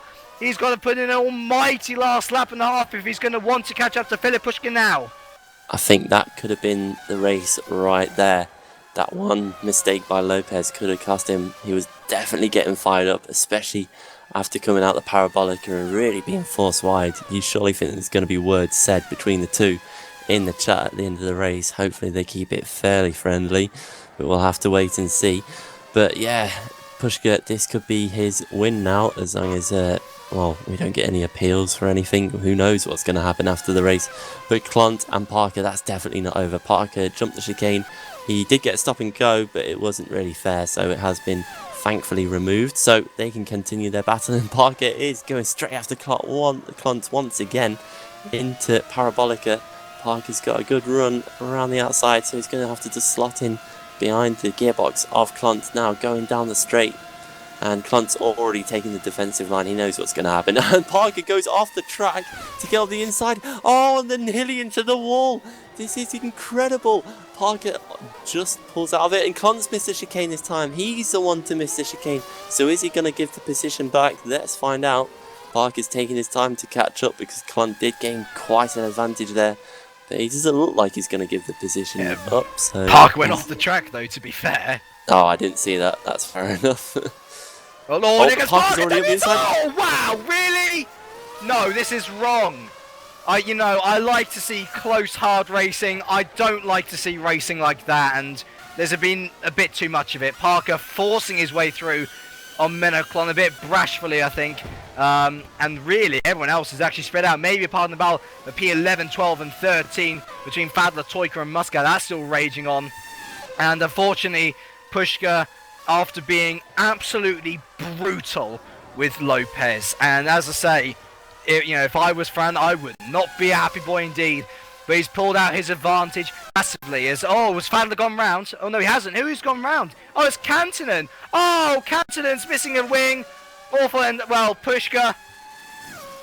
Plenty to delve into post-race, I would say. He takes the checkered flag for PB Racing in race 2.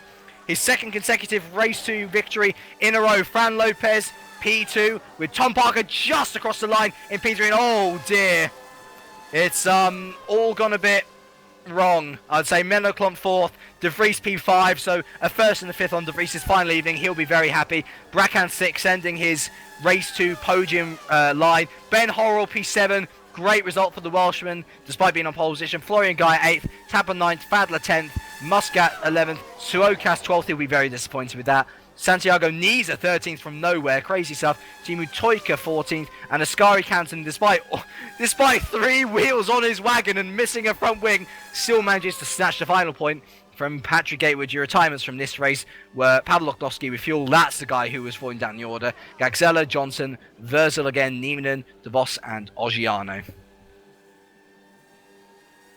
Yeah, wow. Well, unfortunately, I'm on holiday for the next week, which I think I'm definitely going to need after that. That was just incredible. 2 incredible races. We didn't really know where to look, so sorry if we missed anything, but there was so much happening. You needed about 10 TVs to be able to watch that entire race and see all the action, and even then you'd probably still miss something. But a bit hard driving, you'd have to say, in that second race. Some of it looked fair, some absolutely fantastic passes, and there were certainly a lot of them. It must be a record for amount of passes in GPVWC, you'd have to think, in one race, or 2 races that we've had today. But Pushka takes a win, which he probably should have got in the first race, so he has redeemed himself at least. I'm not sure whether words have been said, or Fran Lopez is blaming his dad. So, Mr. Lopez, you've been very naughty. You've ruined a race for us, because unfortunately Lopez fell back after that. But yeah, and Parker as well. Just to say about him, he did a fantastic job, because he was, I think he was about 12th or 13th at the start of that, and he came through the field where he was in 5th. I didn't see anywhere where he picked up all those positions, so he did a job at being a bit of a silent assassin, and had a great battle with Clont as well, who held his own during the majority of that race, only to drop 3 positions after leading for a while. So yeah, the top 4 have done an excellent job this weekend. Absolutely, and well, talking of the interviews, well, it looks like we might not get any. I'm just talking to Kevin Siggy now. He is not happy at all. His force feedback failed him when he was on the grid, and so that's why he was forced to start from the pit lane. He's understandably not very happy, and so he's not coming in for an interview, just to cool off a bit. And well, hopefully we'll have a final. Yeah, here we go. We got some interviews. Glad we held on. So we've got hopefully a couple of interviews now. Starting off with Florian Gaia, who took the podium in race 1, a decent result in race 2 as well. Bit of a manic round, that one, wasn't it? Yeah, hello. The qualifying was okay, I think. P3 was pretty much the max anyway. Philip was way too fast. Race 1 was just like race 2, pretty crazy. I think, I don't know, some watching too many Senna movies, they're going like crazy everywhere, dive bombing and defending, weaving over the straights. Even some of the so-called top guys in Supercup.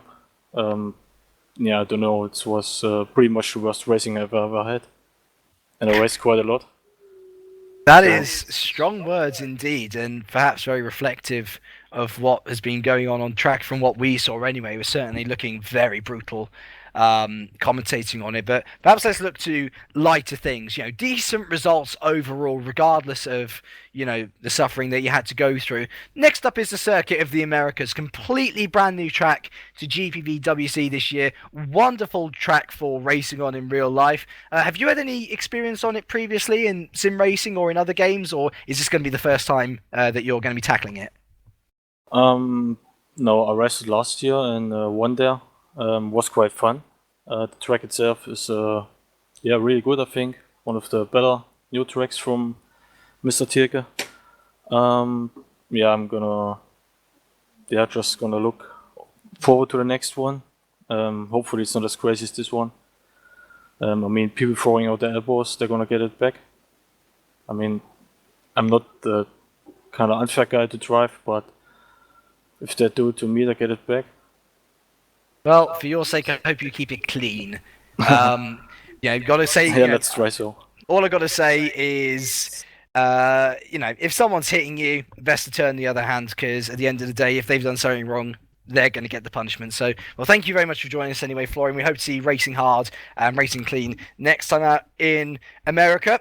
And let's talk to, I would probably say, this driver was the best driver in race 2 by miles. Once again, going to ask to keep it nice and clean, no swearing or anything. Let's keep it to a minimum. Tom Parker, podium at the end. Very close battle with Menno Klont.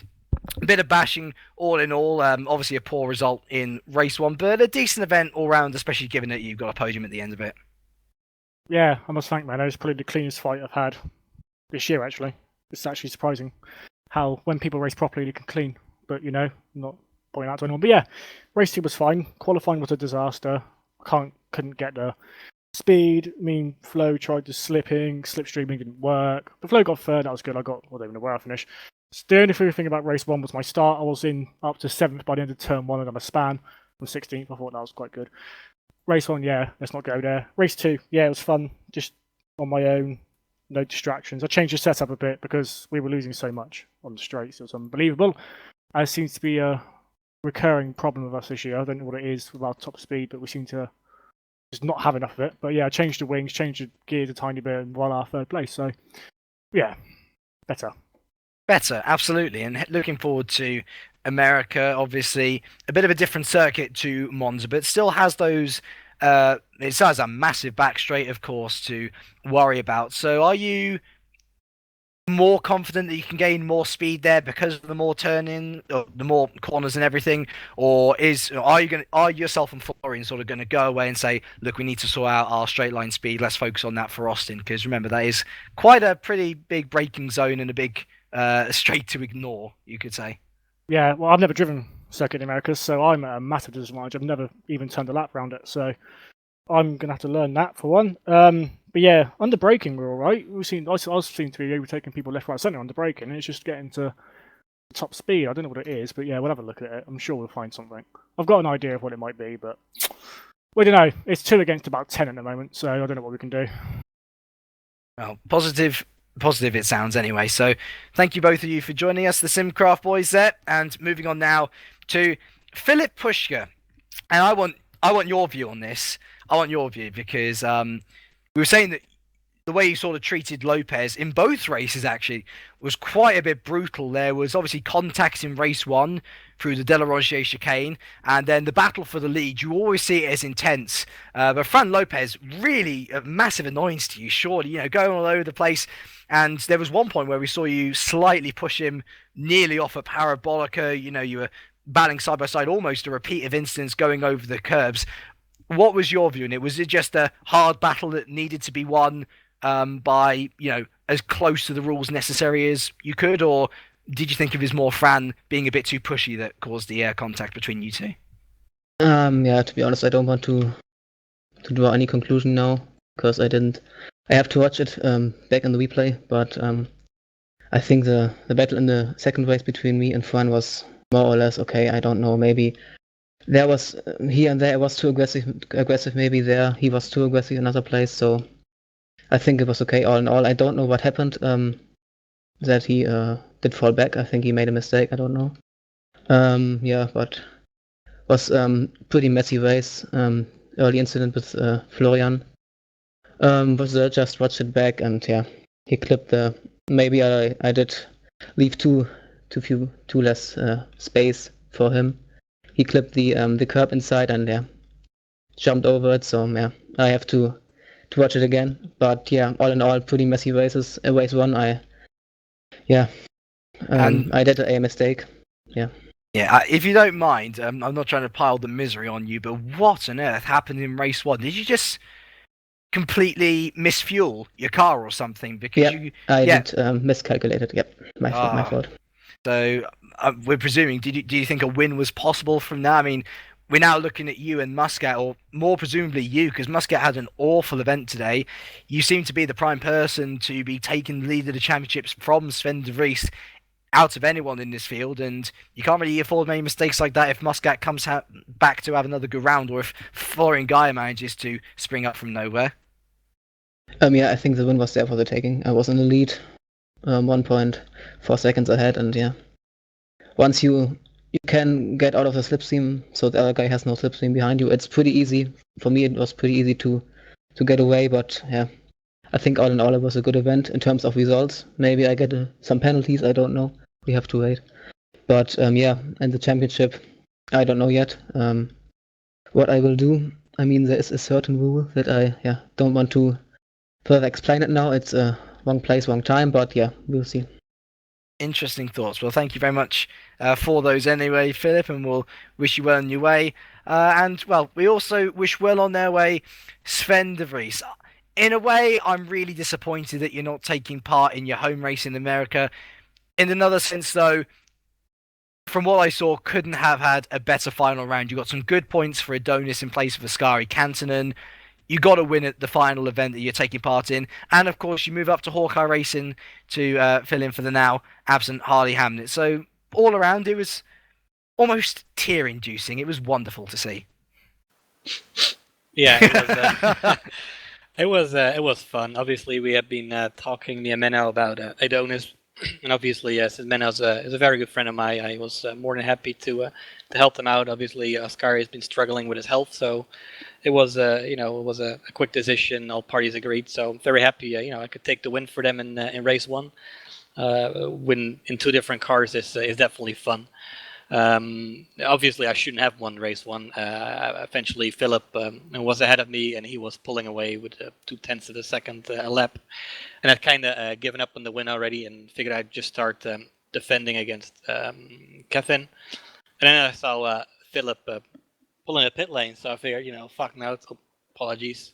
No worries. Darn. And now we're battling for the win. So I had a great fight with Kevin. I really enjoyed that. In the end, I was super excited to take the win here. I didn't expect it at all. I was very happy. Race 2, unfortunately, a couple mistakes, a couple incidents. Unfortunately, tapped the back of somebody in the parabolic. I thought they were braking a little early. I couldn't avoid them, and luckily I only took myself out. So in the end, bring the car home in P5 and bring in some decent points for Adonis, hoping they can keep Simcraft behind. And yeah. Yeah, it was positive still. You at least got that last win for yourself, and perhaps we've of course got the Italian Grand Prix tomorrow. Your debut in the Super League. Actually, no, it's your debut for Hawkeye, but not your debut in the Super League for this year at all. You drove earlier in the year for ST, scoring ST's only points. In fact, though it doesn't seem to have saved them in the long run. Perhaps you can give the people at home an idea of what your aims and aspirations are in this Hawkeye car. Podiums seem possible to you? Well, it definitely seems that the Hawkeye is the third car on the grid, so it seems to have a good straight line speed compared to the CSG and Midnight. So in regards to that, I think we have a good car. I'm definitely looking forward. I think podium is possible, but it's I don't know where the Midnights and the CSG stands. So I think me and Gergo, we have a good race pace, and from my calculations, we'll be battling up at the front and definitely have a good shot at the podium. So, we'll see. I'm definitely excited for it. Obviously, I'm sad to leave the Super Cup, but I already have a contract for next year with Satellite, so it's the only option. I'll definitely be watching the broadcast. So, I want to take this opportunity to thank all the drivers in there for all the great battles we had. Always clean, always fair. I really enjoyed it, and same goes for you and Lewis with the broadcast, And Dave Sam. for doing cameras. It's been a blast, absolutely. Well, thank you very much. And interesting to hear that you'll be back with Satellite next year. We'll certainly look forward to your return. Always a source of excitement and great racing. And, well, if you want to catch Sven's debut at Hawkeye, then make sure to tune in around the same time tomorrow, where Simon Smith and Matthew Williams will be taking you through the Italian Grand Prix. Possible rain, we're not too sure. There was certainly some in Formula Challenge. Could we see the intermediates out again? We don't know. Then, if you're interested in tin tops, you can always come back next week. Monday evening, we have the International Touring Cup, also at Monza, as it happens. And then we have the finale of the World Sports Series 2014. Really close championship. 4 drivers in it for sure for the drivers, 3 in it for the team's title. You don't want to miss it next Wednesday. And then, of course, we are back in 2 weeks' time with the career ladder. And if you didn't want to miss the finale of World Sports Series, then you need to get buckled up in some way. We are heading over to the USA, the GPVWC debut of the Circuit of the Americas. 4-minute challenge on the Tuesday. And then, of course, in 2 weeks' time exactly, Super Cup on the Wednesday. There's so much good stuff going on. You don't want to miss it. I've been James Kirk. He's been Sam Jones. The other guy's been Dave Carr Smith. And from all of us here, we wish you all a very warm goodbye.